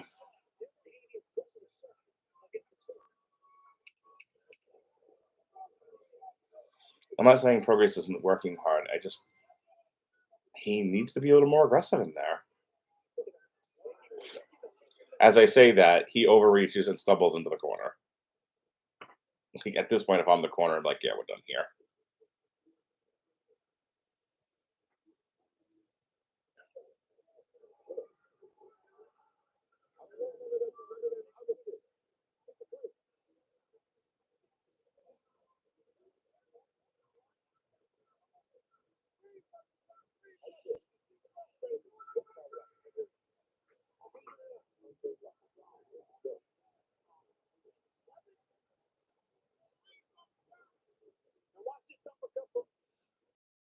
Here.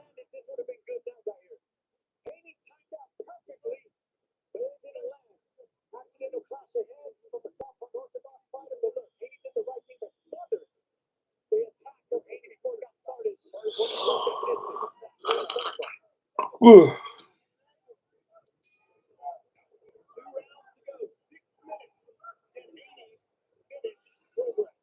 Round 11. This 12-round title fight.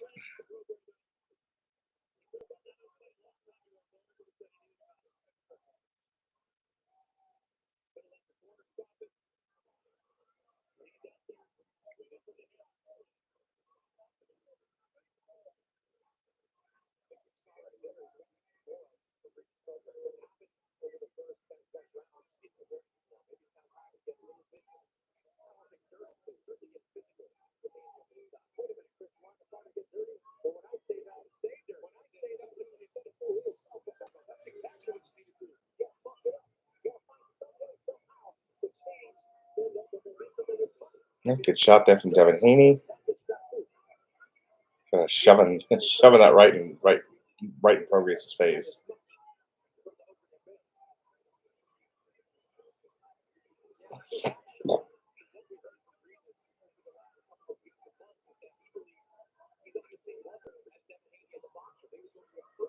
All right, so Prograis is kind of taking my advice. He's getting a little more aggressive. It's just not helping him much. Which speaks to the skill level of Devin Haney.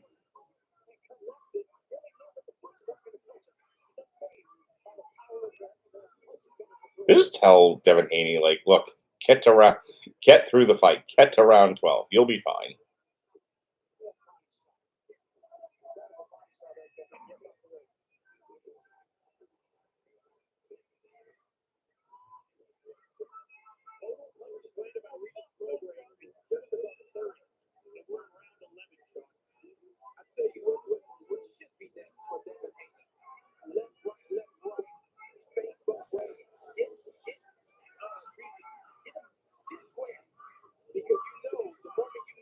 All right, halfway decent hook there from Devin Haney. Less than a minute left of the round.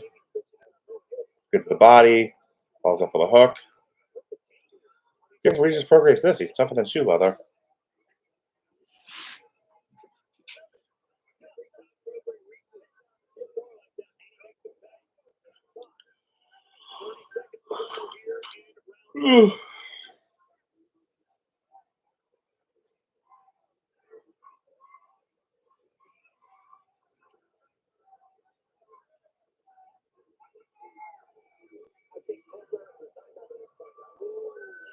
Oh, nice evasion there from Devin Haney.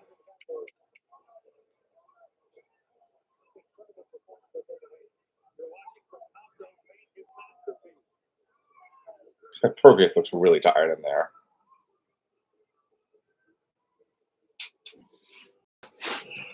All right, we're up to round 12, the final round of this title fight between Regis Prograis and Devin Haney. Boy, am I tired.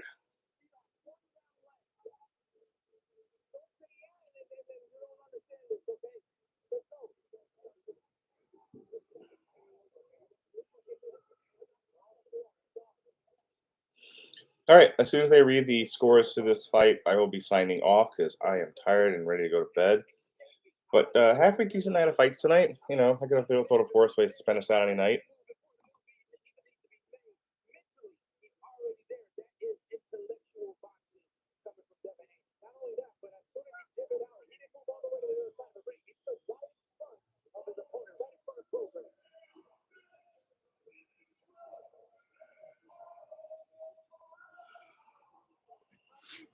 Devin Haney, I mean, all the credit in the world. Still looks really fresh in there.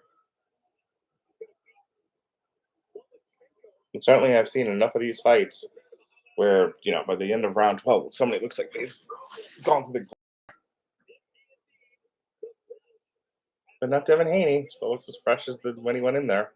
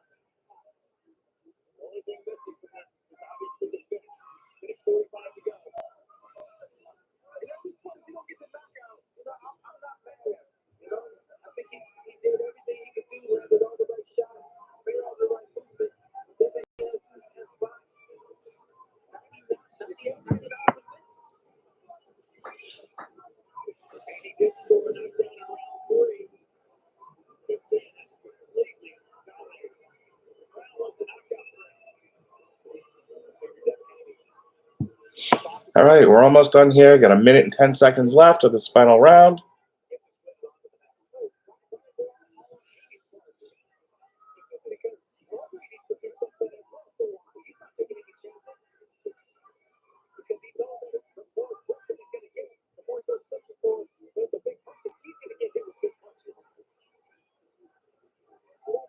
Prograis is trying to make something happen for himself.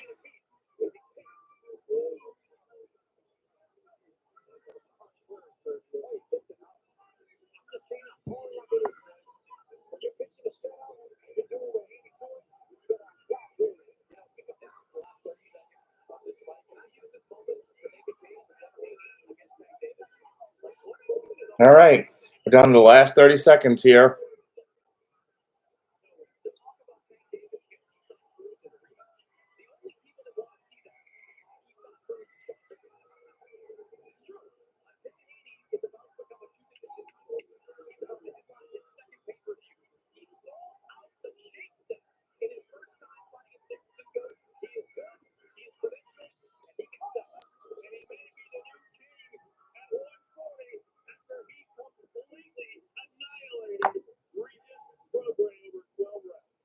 All right, that's the end of the fight. Not a lot to say here. Like I said, as soon as I read the scores, I'm out of here. But I appreciate everybody tuning into the fight tonight.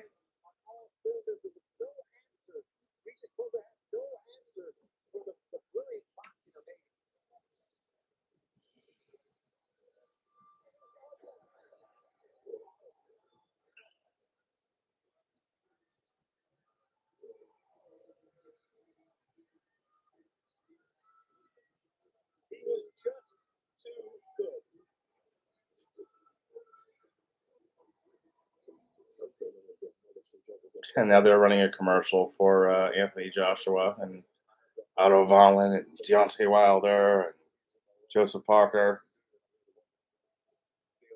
Day of Reckoning.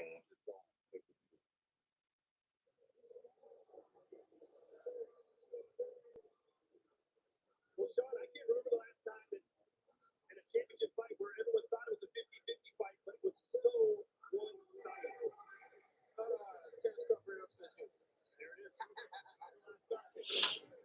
So we're just waiting for the scorecards here, but I'm pretty sure. I mean, they're already talking like that that Devin Haney probably won this 120 to Canelo.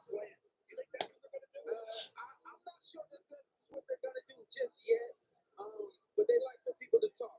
I'm not going to buy into that. They're going to stay at 140 for a little while. They're already talking about like, what's next for Devin Haney.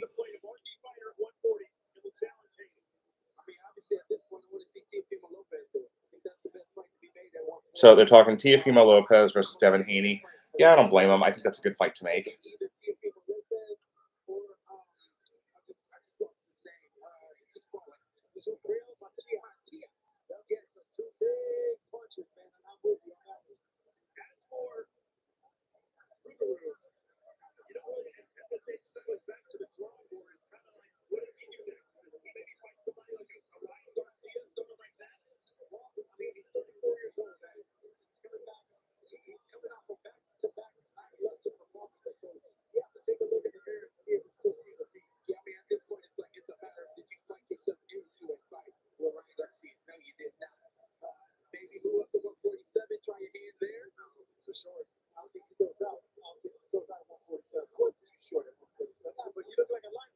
All right, I think we're ready to get the final scores here.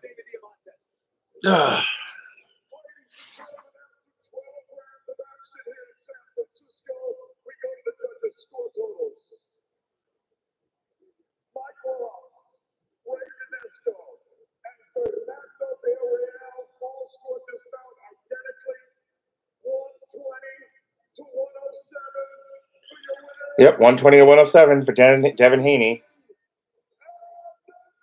All right, folks. Well, that's that. Happy to do this tonight. This was fun. Get a little sleepy towards the end, but for the most part, I enjoyed it. I certainly had fun with my son for that first fight with the women. But yeah, Devin Haney wins. He's the champion. I don't really agree with those scores, but it is what it is. So tune in for the next series of History of Boxing podcast and alternative commentaries right here on the Radulich Broadcasting Network and W2M. I'm your mandated reporter, Mark Radulich.